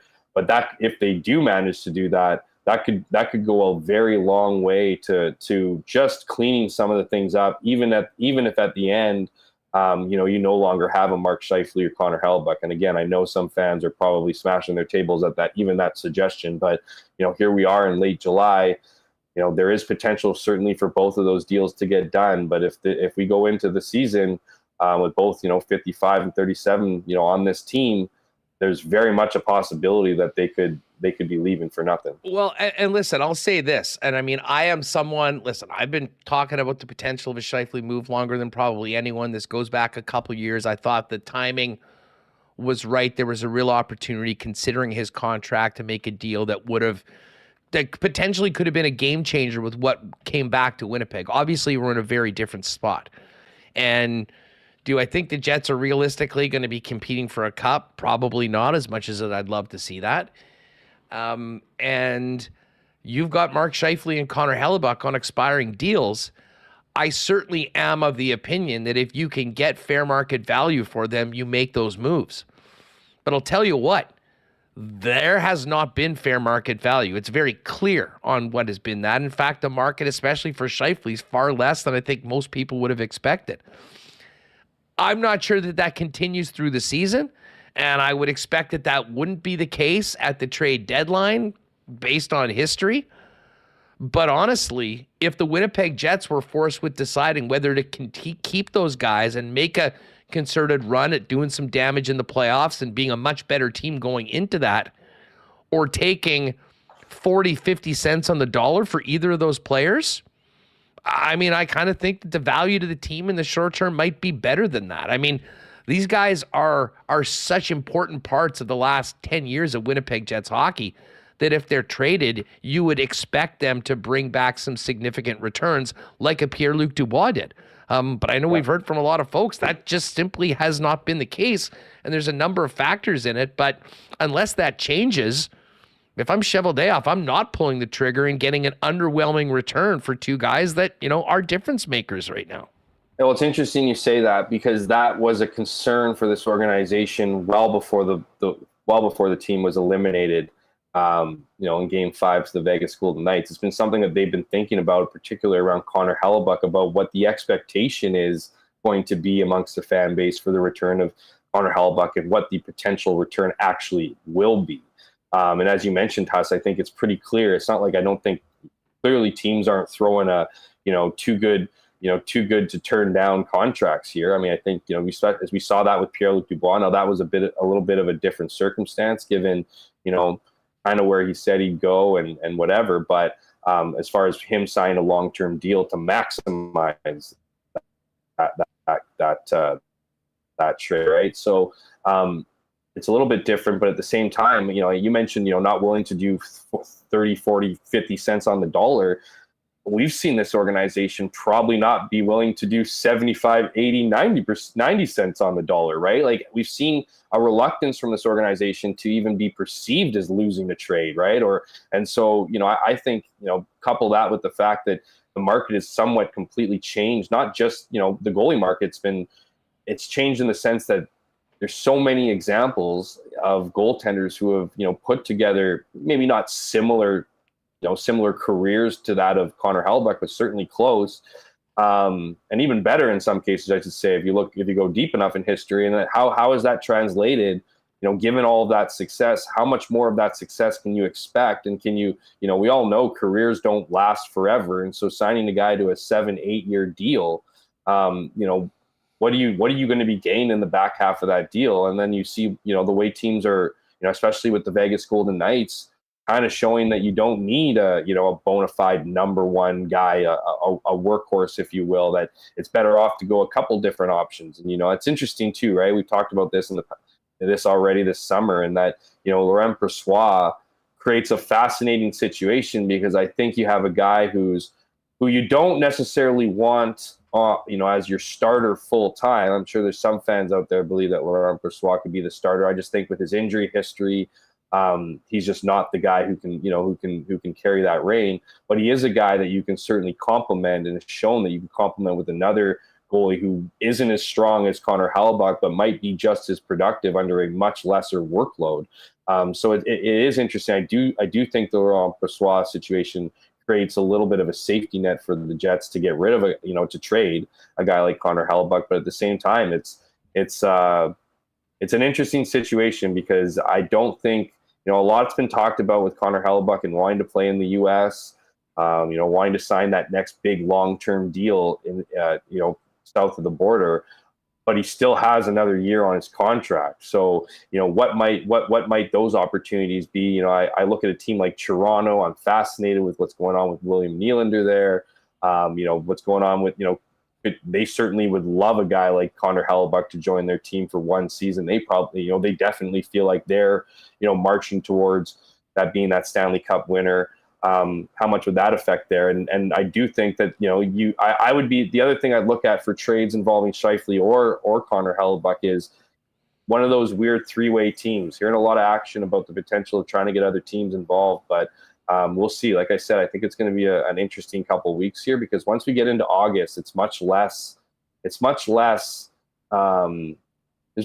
activity. So I think you look here over the next 10 days, 2 weeks, and there could be some potential for fireworks. However, we've heard that potential for fireworks a lot. We did get some for sure this summer, but there is potential for more to come here as we inch closer to hockey season. A last one on the way out. From an organizational standpoint, and I'm sure, put it this way, there's probably a different answer if you asked Kevin Cheveldayoff than, say, Rick Bowness or other people in the organization. But if they were going to be able to trade one of the two and keep one of them back, who do you think that they would rather move and rather keep, going into next season? Between Mark Scheifele and Connor Hellebuyck? Yeah. It's, it's interesting. And I think from a positional standpoint, if you could maximize the return for each player, because I think what it comes down to is the return. I mean, I could say Mark Scheifele, if someone calls and wants to give you their future for Connor Hellebuyck, or even some of their present. I mean, if he can warrant the bigger return, which I think some people might argue, will be the guy that do, then it's Connor Hellebuyck. However, if you're looking from a team standpoint and competing with next year, and again, if you can maximize whoever you trade's contract, or can maximize the deal in your return, then I think it's Mark Scheifele. I mean, look, if this team, Connor Hellebuyck means more to this organization than Mark Scheifele.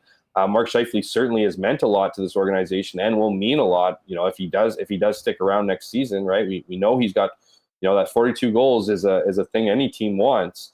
But at the same time, I think if you're looking to, again, under the preface that you can maximize the return, what that would look like for Mark Scheifele, I'm not sure, but I think you would probably trade him over Connor Hellebuyck, because I think when it comes down to what you want to achieve next year, be a retool, compete, actually think you have an opportunity to compete for the Stanley Cup.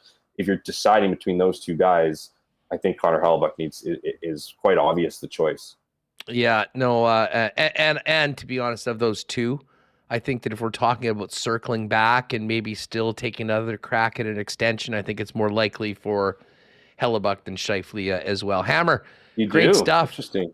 Have a good short week for the Bombers. I know you'll be all over it, getting ready for the game on Thursday, and then a little bit of time off. Maybe we'll get some big Jets news during that time the Bombers are off for a week. That would be very convenient, I'm sure, for all of us. Thanks for the time. Glad you had a good time out in Ottawa. Still can't believe that game. We'll be talking about that one for a while, I think. Always a pleasure, my friend. Yeah, short week for the Bombers, short week for me. I just got one day off today, and then I'm back on the beat tomorrow, but I got the entire bye week off next week, so I'll be able to sleep then. Thanks for having me on, and shout out to the viewers. You make the show. Beauty. Thanks, Hammer. There's Jeff Hamilton at Jeff K. Hamilton on Twitter, and of course you can read his recap. He was there in Ottawa on Saturday for a game that, as I mentioned, we probably won't soon forget. But hey, it's right back at it on Thursday. Bombers hosting the Elks. And the Princess Auto tailgate party will be rocking beginning at 5:30 p.m. If you are heading to the game, get there early. Enjoy $3.50 poppin' hot dogs, $5 beers, DJ Finesse spinning before game. It is the place to be before all Blue Bomber football action. And of course, Princess Auto, proud sponsors of Winnipeg Sports Talk and the Bombers, and the place where you get the best deals on the most unique assortment of tools and equipment around. Everything you need to complete the projects on your list or start something new is at Princess Auto. Panet Road, Portage Avenue West are the 2 locations in Winnipeg, and you can always shop online 24/7, 365 at princessauto.com. I saw Joe from Consolidated Supply at the last game. In fact, a whole bunch of the Consolidated Supply crews out there, big Bomber guys, and very busy this summer because, of course, they are the leaders in irrigation systems, artificial turf, and new and used golf carts is the exclusive club car dealer in Manitoba. Whatever you need in those categories, they've got you covered, not to mention other great options for your property, including hot tubs and amazing outdoor kitchen options. And of course, they are the leaders in small engine parts and repair. Pop by and see them at their showroom, open to the public. They're at 1395 Niagara Road East, or find out more and check out their website online at cte.ca. The gang at Royal's busy. Got some more big sales coming up this summer, and I think a couple more tent sales before we get into September. But right now, we've got the jersey numbers. We know there's a 9 with Alex Iafallo and a number 13 with Gabriel Velarde, 15 with Rasmus Campari. Want to be one of the first on your block or of your crew to have one of the newest Jet numbers on your jersey? Get on down to Royal Sports. They've got the best selection of Winnipeg Jets merchandise and gear, not to mention tons of exclusives when it comes to the Winnipeg Blue Bombers as well, and so much more. Sea Bears hats, Valor FC, all the local stuff. And of course, NFL season, we're 8 Sundays away from NFL kickoff. They've got all your favorite teams covered down there as well. And while you're at it, soccer, baseball, softball, tennis equipment, disc golf, huge selections of bikes and more. You got to see it in person for yourself. 750 Pembina Highway at Royal Sports Pembina on Instagram. And a shout out to our friends at Boston Pizza. I tried the new beef antejitos last night. Very interesting appetizer that they've got now coming up. I have not yet, but I'm looking forward to trying the new Korean barbecue chicken sandwich as well. It's part of the new feature menu for summer right now over at Boston Pizza. They've still got those ice cold schooners, world famous BP wings, gourmet pizzas, and more. You can order online at bostonpizza.com or get on out for the game tonight or any night at your local Boston Pizza. All right, we will do our Assiniboia Downs picks coming up in a few minutes. But what a weekend it was for the Winnipeg Sea Bears. 2 more sellouts. Huge crowd yesterday, in excess of 6,400. I think they opened up about another 1,000 seats for the game yesterday. But Friday night, I was there courtside, and it was Winnipeg's own Simon Hildebrandt, the Bison star and U Sports Rookie of the Year, who continued just his phenomenal year as a pro playing with the Winnipeg Sea Bears. He hit the game winner. You probably saw it on Instagram or Twitter before with the highlights from it. But this team continues to roll. Big win yesterday against the Calgary Surge. They're now 1 win away from clinching top spot in the West, heading into the playoffs and the playoff tournament out in Vancouver. And we figured what better of a time coming off the big weekend for his team and the big game winner on Friday that we welcome in Winnipeg's Simon Hildebrandt of the Winnipeg Sea Bears to WST. Simon, great to have you on Winnipeg Sports Talk for the first time, and congratulations. You and the fellas took care of business in front of a couple sold-out crowds. That was a fun weekend, I'm sure, for you guys. Definitely. Yeah, thank you for having me. Yeah, it was a great weekend for us. We got a lot to get to because, of course, when I should introduce you as well, not only one of the big contributors of this Sea Bears season, but also star of the U of M Bison men's basketball team and the rating U Sports Rookie of the Year. I imagine, though, this last couple months has been a bit of a whirlwind, probably for everybody involved with the Winnipeg Sea Bears, but certainly for you, coming off a really successful year with Kirby Shep and the Bisons, going right into a pretty prominent role with our professional team here in the Peg. Yeah. It's been a crazy couple months for sure. Just going from like like U of M season where like we got upset kind of in the semis, didn't know how we wanted to, and just like kind of keep working in hopes of playing for the Sea Bears and keeping that CBL thing alive. So yeah, it's been a crazy couple months. Let me ask you this. At what point did you know about this CEBL? At what point were the Sea Bears on your radar? I mean, of course, you were the first ever draft pick by Winnipeg. But at one point, did you even know this was going to be an option for you? Yeah, so like I'd followed the CBL a little bit prior to like us getting a team, and I was like, I don't know, like after my first year, I'd been like talking to a couple of my assistants, like, hey, like if you keep playing well, like this is a real possibility. So, you know, and I saw Winnipeg got a team, and I was like, I know a lot of the teams like to draft local guys because a lot of the U Sports guys don't play there aren't huge minutes here and there. So it's nice to kind of have a local guy, and then you can like help out your local programs too. So yeah, and then I kind of like I met Mike like towards like the end of my U Sports season, just like introduce himself and like, hey, like we're kind of like interested in you, like I just want to like put myself out there. I know he came to like us and U of W, just kind of get a feel for like the local guys, and then kind of at the draft, like they took me first, and it was awesome. It was super exciting. So yeah, I imagine that at that moment it sort of must have become real. Were you following the draft that day? I mean, obviously this is a newer, smaller league. I mean, it's not like, you know, what the NHL did in Nashville a couple of weeks. Did you just get a phone call? Were you following it, and or did you know they were going to tab you number one? No, I kind of I talked to Mike, but I didn't know anything. So I was just like, I was like working out at the gym, and then I came back and I kind of like saw my phone blowing up, and that's kind of when I found out. So. That was the beginning, and I'm sure it's just gotten better from there.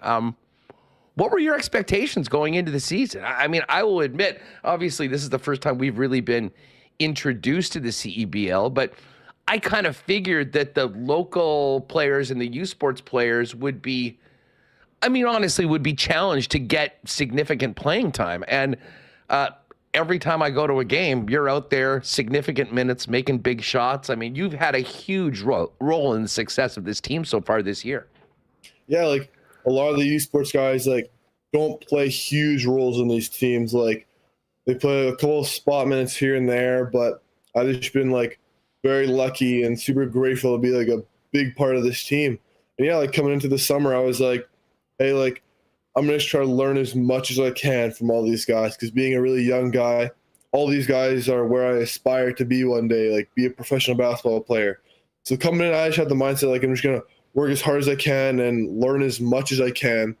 And it paid off. Like these guys kind of see me and they believe in me, and they gave me a shot, and I've been playing well. So, you know, for everyone that's been out to Canada Life Center this season, you know, they have been a part of what has just been, I mean, such a fun atmosphere. And I don't think anyone had huge expectations for the club just because it was new, it was an expansion team. I mean, you really don't know what was, what was going to be put on the court. You just knew there was going to be a fun atmosphere. It just keeps getting better, as does your team. As a Winnipeg guy, I mean, just how much fun has this been experienced to be part of it? And what have you and your teammates noticed about the way you guys have been supported in comparison to, frankly, the rest of this league? Yeah, it's unbelievable. Like, as a Winnipeg guy, like, I know that Winnipeg really gets behind its sports teams, especially if you're passionate about the way you play. Like, if you like, even if you lose games, but like the visual effort is there, like Winnipeg will get behind you and really root for you. So I know, like I kind of knew that going in, and Chad kind of knew that a little bit as well. But a lot of these guys, like especially like our home opener, like broke the attendance record by crazy, and like people were just like trying to get tickets every game. That's just like best fans in the league, and just, especially being a Winnipeg guy, it's such an unbelievable feeling.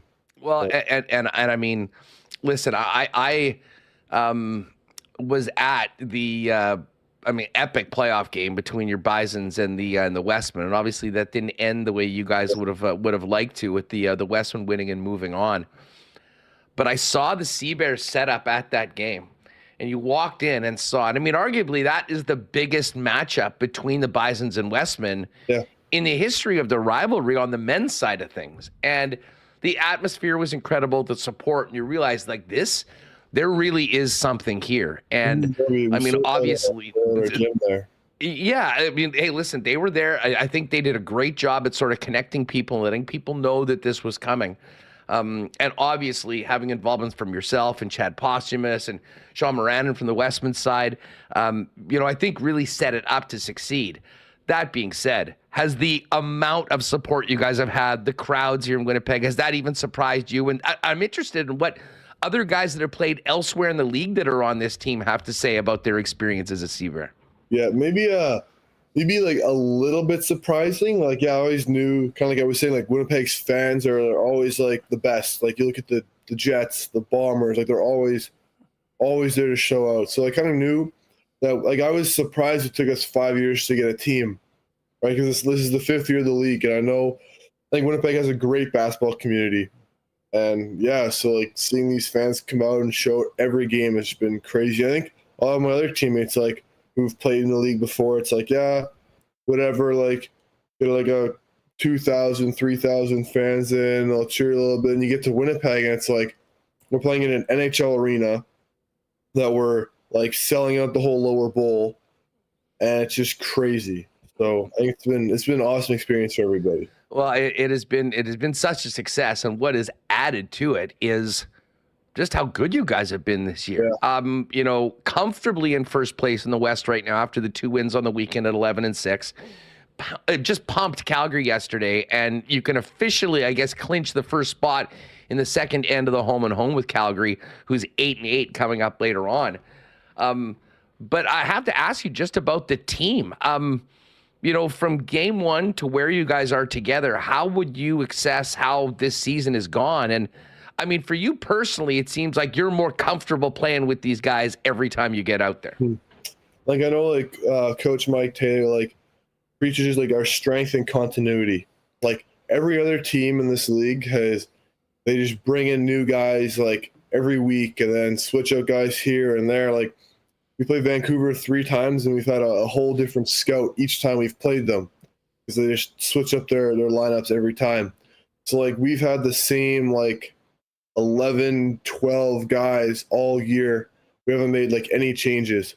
And so just that, like, yeah, like being able to play and practice with these guys throughout the year, just our chemistry has gotten so much better. I think that's a huge advantage over a lot of these other teams that are continually switching up. So Simon Hildebrandt of the Winnipeg Sea Bears is with us on Winnipeg Sports Talk. Listen, you played a big role, had the winner on Friday, but are still a rookie, still a very young player. Who have been the guys that you've leaned on the most, or maybe teammates that have helped you the most, in addition to the great work the coaching staff's done? Mm-hmm. Honestly, like every single one of these guys has helped me in some sort of way. Like anytime I have like a question here, they're like, I room with Chad on the road, and he's been awesome. Just like giving me so many tips, and he's obviously like much older than me, and he's played multiple places pro and has so many stories and advice. And if he could do something differently here, I know guys like EJ. I've been like shooting with EJ after a lot of our home games, and like he plays my position. I think a lot of times, like somebody in your position, maybe you butt heads a little bit because you want to play a little bit more than this person, or you want to kind of get the advantage on this guy. But he's just been so awesome. He's helped me so much. Like little tips here, like, oh, I get beat on this kind of move. He's like, oh, when I find like doing this when this happens here. And another guy is like AJ, because AJ Hess was saying that he was like he played a forward spot in college, and now he's kind of on the wing. And that's kind of where I want to be. Like I'm playing a forward, but I eventually want to make my way to play more of a wing spot.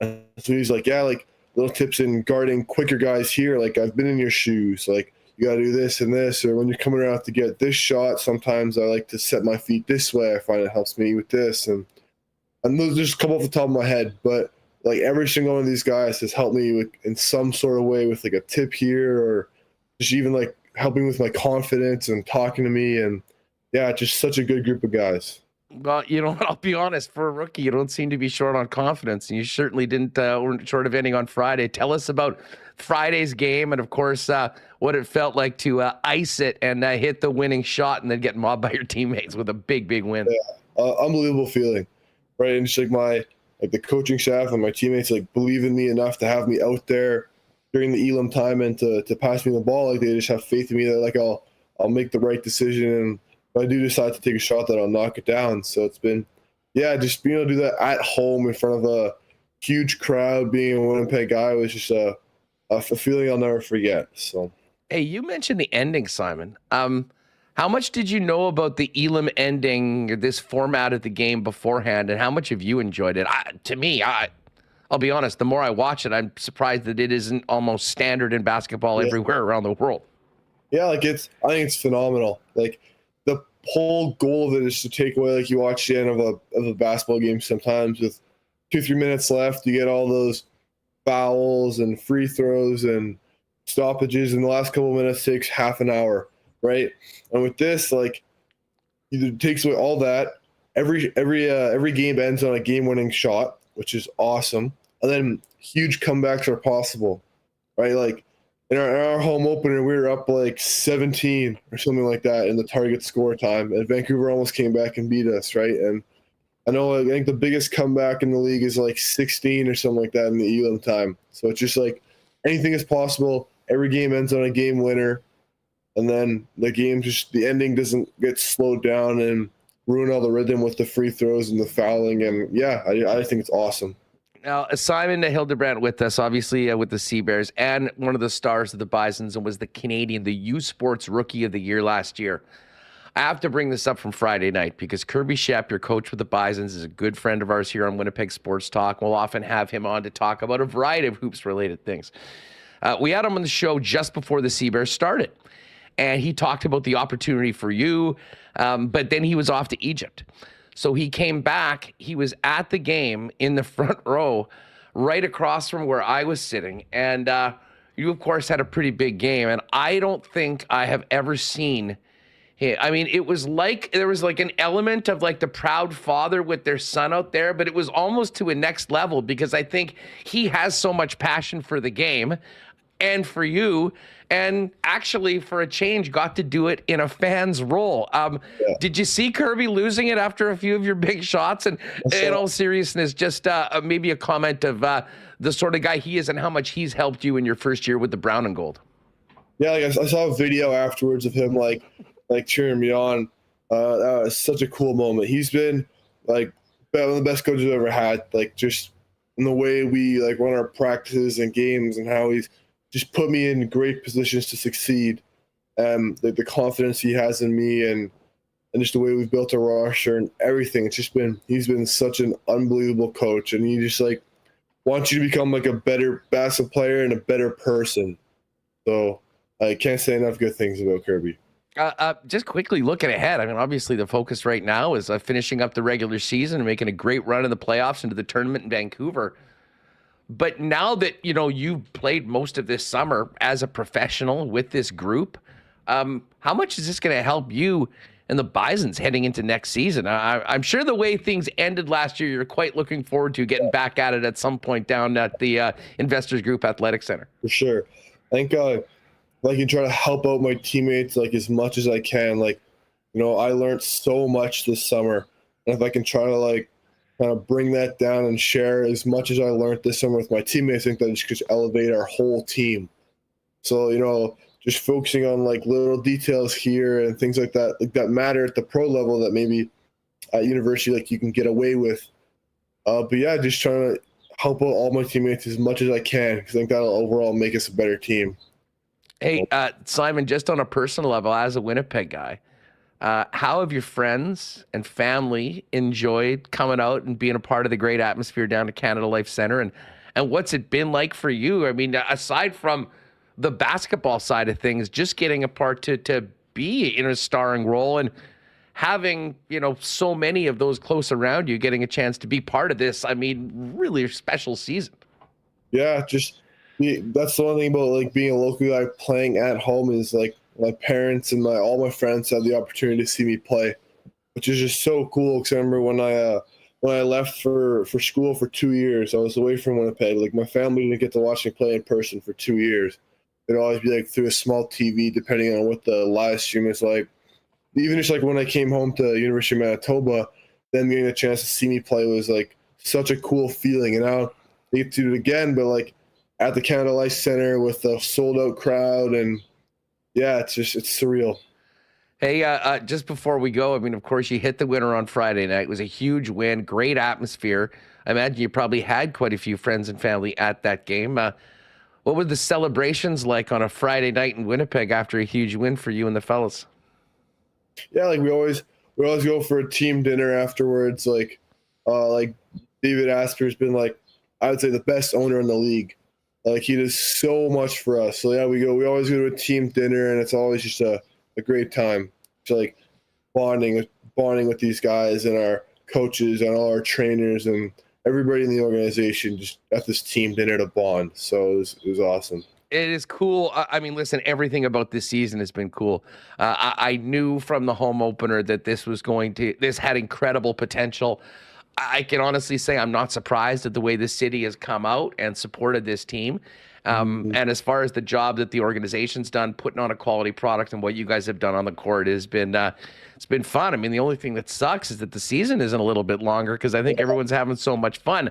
That being said, you guys are on the road. Huge game on Thursday against Calgary where you can basically wrap up the West. One more home game in the regular season on Saturday, July 29th. So, folks, if you have not gone yet, these last few games have been sold out. Get your tickets now and make sure you're there. And here's to a great playoff run. And obviously for you, Simon, continued success this season. And we'll have to get together when you've traded in the teal, black, and white for the brown and gold and talk a little Bison basketball a little bit later on. But first things first, good luck on Thursday. Keep it rolling, and congratulations on a great season. Sure. Thank you. All right, great stuff with Simon Hildebrandt. Fun weekend down at Canada Life Center if you took in either of those sold-out games. July 29th, Saturday night, the final regular season game for the Sea Bears. So if you haven't been out, make a plan to get your hands on some tickets and don't leave it till the last minute or you'll be out on the outside looking in. Speaking on the outside looking in, you've got till the end of the week to get your tickets for Winnipeg Sports Talk Night at the Gold Eyes. It's coming up July 26th. So a week Wednesday. We'll be sending all the tickets out digitally, emailing to you a week from today. $15 tickets all in. You'll get a Winnipeg Sports Talk koozie while supplies last as well. We've got some Gold Eyes prizes to give out for our Winnipeg Sports Talk listeners. Bottom line, it'll be a great day to get together, meet some people that you know through the chat room, and hang out on a great summer evening down at the ballpark. Split for the Gold Eyes with Cleburne over the 6-game series, 3-3. Team back out on the road this week. And then back home next week for that homestand. And of course, Wednesday, we'll hope that you will join us. Get on over to winnipegsportstalk.com and get your tickets. And of course, while we're there, we'll be able to enjoy some of our favorite local beer from our great partners at Little Brown Jug. Of course, they're now available at Bomber games as well. Check out the poutineery in the hometown concession stands on both sides and both levels. If you want to grab a 1919 at the game, and of course at Shaw Park with all local beer, not only can you get the 1919, but our summer favorite, the generic lager, also available in cans. And hopefully we'll have a few Little Brown Jug beauties at Craft Beer Corner as well. I want the great taste of Little Brown Jug. Pop down and see them at the brewery and tap room on William Avenue. Hang out at that beautiful patio and pick up all your favorites. And, of course, Little Brown Jug available at great beer stores all through the city of Winnipeg as well. I'm counting down till getting back out to Aikens Lake Wilderness Lodge. My favorite 3 or 4 days of the year is coming up. If you're thinking about maybe a corporate getaway or an event with some top clients or prospects, you could do a lot worse than the world-class hospitality and fishing experience that is the Aikens Experience. Find out more online as to what's available at aikenslake.com. I believe there might be 1 or 2 spots still open for this year, but they're now booking well into 2024, so it'd be a great time to get planning on that. Talk to our good friend Paterson at Aikens Lake on Twitter. And again, aikenslake.com is the site. A quick Breezy Bend golf report for you. How about Rory McIlroy birdieing 17 and 18 at the Scottish Open to win the Scottish Open heading into this week's Open Championship at Hoylake? We'll definitely be, hopefully, I just texted Dubs. Hopefully Dubs is going to come on in the next couple days. He's very busy right now, though, so we'll cross our fingers on that. We'll get Feinberg on as well to get some picks before the event, and I can tell you that the Winnipeg Sports Talk DraftKings contest is open for all of you in the league. Just click on it. You'll see the open contest. Reserve your spot. And as a special bonus for first place, we've got a sweet tailor-made golf hat and some tailor-made balls for the winner. We'll also take down. We're going to do top 5, max 75 people in it. So reserve your spot right now. And big thanks to Easy E Eric Johnson over at TaylorMade for another prize for a major championship here with Winnipeg Sports Talk. Of course, Breezy Ben does all our golf reports. Big event with Mark Stone in the Stanley Cup next week at Breezy. Really looking forward to that. Find out more about getting on the waiting list for next year at breezyben.ca or give our pal Corey Johnson a call over at the golf course. All right, we got to get to the Coolbet lines for tonight. And then some picks because they're back at the races tonight over at Assiniboia Downs. Speaking of the Open Championship, though, golf odds are out for the final major of the year. Rory, after his win, is the favorite at 8-1. Scotty Scheffler's plus 825, and then a pretty big gap. John Rahm, 14-1. Cam Smith, 18-1. And then 22s on Ricky Fowler, Vic Hovland, Brooks Koepka, and 28s on Cantlay, Fleetwood, and Hatton. Xander Schauffele in at 30-1. As far as tonight goes, check the Coolbet socials. I've got my pick. I'm going to be leaning on a Cy Young favorite to keep the Tampa Bay Rays rolling. No Blue Jays tonight. They'll be back in action tomorrow. And CFL lines are out. Bombers with the early game this week, Thursday night. Bombers are 15.5-point favorites against the winless Edmonton Elks. Argos open 7-point favorites against the Ticats in Hamilton. BC and Saskatchewan playing in BC. BC's 8.5-point favorites. And the shortest line on the week is the Calgary Stampeders taking on Dustin Crum, the Ottawa Redblacks. Calgary, after that big win against Saskatchewan, 4.5-point favorites. Head on over to Coolbet. If you haven't played there before, use the promo code WST when you're making your first deposit for a 100% bonus up to $200. Remo, it's back at the track, and I am coming off my best week of the entire year, and it's not even close. Well into the plus on Monday, Tuesday, and Wednesday for me, and I was very much due, but hoping I can keep things rolling right here on a Monday track. What do you got? What do you got cooking for your picks for today at Assiniboia Downs as you try to stop the bleeding and maintain your lead over me? Yeah, I've got a lead, but I haven't. I've been treading water basically. I don't think I've had like a winning day. I'm really big at making bets that make all my money back. So as bring it up. And a weird night at the track. A lot of horses being scratched. Yeah, there was plenty of scratches tonight when I was going through everything. I'm going to go through my list here. I'm starting race 2. Okay, I got a race 1. Okay. I'm throwing $4 on Plum Rose, I believe. Number 4 in race number 1. Okay. Plum Rose. So starting off there. Then right. Race 2. I've got all night to place. That's horse 7. All night to place. I've got all night. I've got all night. And I, not being a teetotaler like you, am betting on I've got all night to win. Oh, okay. There you go. So there you go. All right. Well, hopefully on a win bet. I don't have anything on race 3. Do you? No, I got race 4. Okay, race 4. I'm going with number 2, Carpiquet, to win.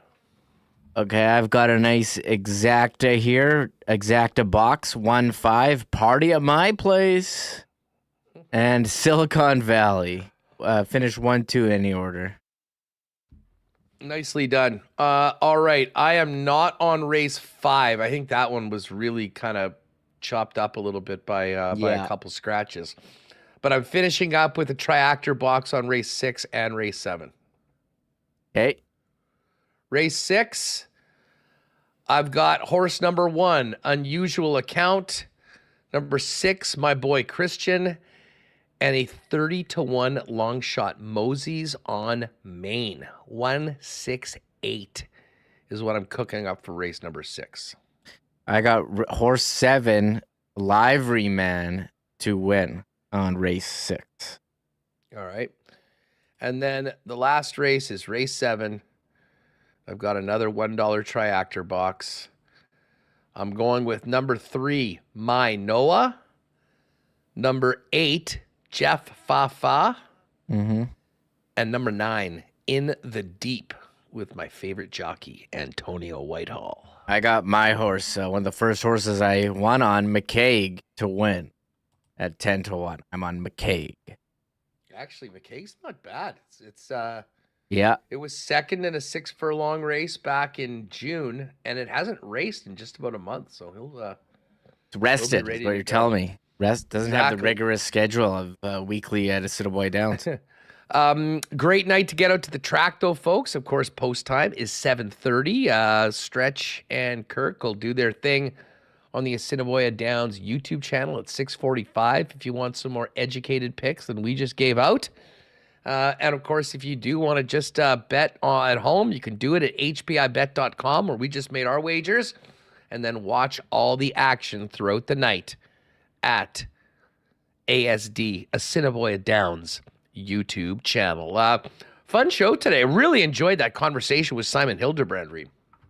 Man, he was great. We're going to get more of these Sea Bears on as we head down to the playoffs and the season wraps up. But so awesome to see all the excitement for the Sea Bears. Big on social media. You took a video of his game winner, and I threw it up on our TikTok and Instagram. It's got getting tons of views, tons of likes. People are hyped about the Sea Bears. You're seeing that in ticket sales.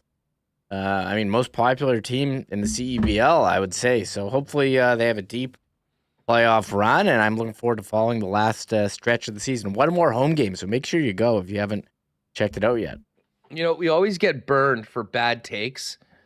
So when you do have a good one or a great prediction, it's always fun to go back and look at it. I think I need to go back to the day after the first Sea Bears game with that prediction, Remo, that the Sea Bears would average more than the previous record crowd for the CBEBL, which was 4,400. And that one is in the bag. You can book it because they had another 55 and then 6+ on the weekend. It has just been an incredible success so far this year. The games have been fun. The team's winning. And as they say, they can clinch first. I know Gregory was saying in chat that it's not really first. Well, of course, it is first place. It's just sort of a weird playoff format that Vancouver automatically gets a spot in that final tournament. So there's one less spot in the West with them being as poor as they are this year. Bottom line, they beat Calgary. They'll finish atop everybody else, put themselves in the best possible spot they can be in the West going into the playoffs. And as they say, you've got 2 weeks until that final game, 29th of July, which is a Saturday. And as they say, get your tickets now if you want to get out there. If you haven't seen it so far this year, 2 great crowds this week. Remo, before we go, speaking of great takes, I know we have a lot of people that enjoy the Puckdokus. First of all, today's was an awesome one where you can use Jets 1.0. But I think I had an all-timer yesterday. Number 5 in the uniqueness score with a lineup which probably I'll never be able to beat. Might as well retire as champion of Puckdoku. And yeah, I couldn't believe it. There's one thing about completing the boxes, but you want to play on hard mode. Try completing them going for a low rarity score. And here is Hustlers with a 5. So basically rarity scores is adding up the percentage used of each person. And if you're getting a 5 uniqueness score of a 9-box grid. I mean, that means you got a lot of people who are less than 1%, Huss. And here's your elite. Yeah, well, I think it's all just done on a ranking. No, I think the lowest. It adds up all the percentages. So like you had.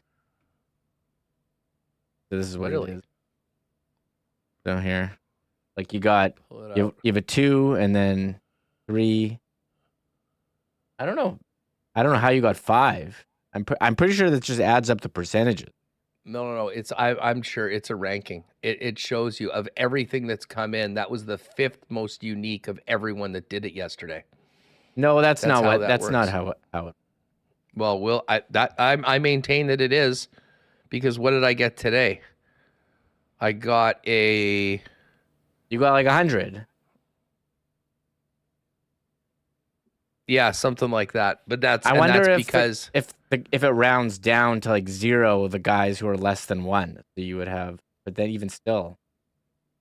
By the way, but just on this one, Mike Keane 0.3 for Habs and Rangers.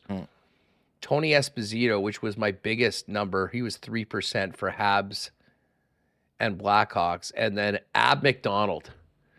Shout out to Ab. Habs and Red Wings 0.0%, and former Jet Brent Ashton, who literally played for like half the teams in the league. If you're stuck, throw a Brent Ashton in, you might come through. Carol Vadnais, which is for some reason the first name that came into my mind when it was Bruins and Rangers. And then I was a little stuck on the Bruins Blackhawks, but ended up getting Nick Boynton, who was a 1%. Alan Bester, 0.4 as well. Well, you know what? Maybe we'll talk about today's ones tomorrow because people haven't done them yet. But as they say, the Coyotes are in there, which means that old Winnipeg Jets are there. And there's plenty of opportunities for very low uniqueness scores for old Jet fans to throw it in there. Yeah, this was a nice one. It was all original 6, so you could really go kind of crazy. I had Brian McCabe, 1% for top left, the Leafs, Rangers. I had Rangers, Habs, 0.5%, PA, Parento. How could how could I resist Blackhawks, Habs, going with Dale Weiss from Winnipeg, who's been on this program. What was Wheezy? 2%. 2%, and I had 1% in the middle. Martin Lapointe, Bruins, Blackhawks. Remember, he signed that huge free agent contract. I could have done him Bruins, Red Wings. The other low one, I was surprised how much this one was used. Habs, Red Wings. Matthew Dandino was 5%. That seemed high for Dandino. Who else did I have? Chris Versteeg there, Blackhawks, Leafs, Adam Oates, Red Wings, Bruins. What was Versteeg? Versteeg was 5% too. Yeah, you got to get a little older. It's the older guys that really come through. Shout out to Alan Bester, 0.4. Yeah, I had a couple wild goalie names from the past on my one today. We'll talk about those tomorrow on the show. Yeah, I just try to remember guys who I had on Score 91 hockey cards because you went through a lot of those and they're always low percentages, but sometimes you can and pops in your mind. Like, okay, listen to this, Huss. On that one, Bruins, Blackhawks, I used Bobby Orr, thinking like, no one remembers Bobby Orr on the Blackhawks. 42% of people pick Bobby Orr for that. How crazy is that one? Well, I was going to go with that, but I just knew that, it's freaking Bobby Orr. That's and true. Just with that being an original 6 matrix, I think people were thinking about older guys, and that was the only other team that he did play. So I'm not really surprised that he went that much. Yeah, I didn't put that one in because I just figured that would sort of blow my run at a really, really low score. I usually do them, see how fast I can do it, and then I'll do it again going for low rarity. Yeah. Just because, look, I'm up really early with my daughter who's 8 months old, and we're hanging out in the morning, and I gotta do stuff while we're playing, and I keep my mind sharp by thinking of which obscure NHL player from the early 90s I can think of for Puckdoku. Yeah, no, exactly. So anyways, jump on it today if you haven't played it already, folks. We won't spoil it for you, but we can talk about some of the great old Jet names that were available for you in today's Puckdoku. Great show today. Thanks to Simon Hildebrandt for jumping on. Of course, Eddie Tait and Jeff Hamilton. We'll look for Mike McIntyre tomorrow. We will get into some British Open talk over the next couple days before they tee off on Thursday, excuse me.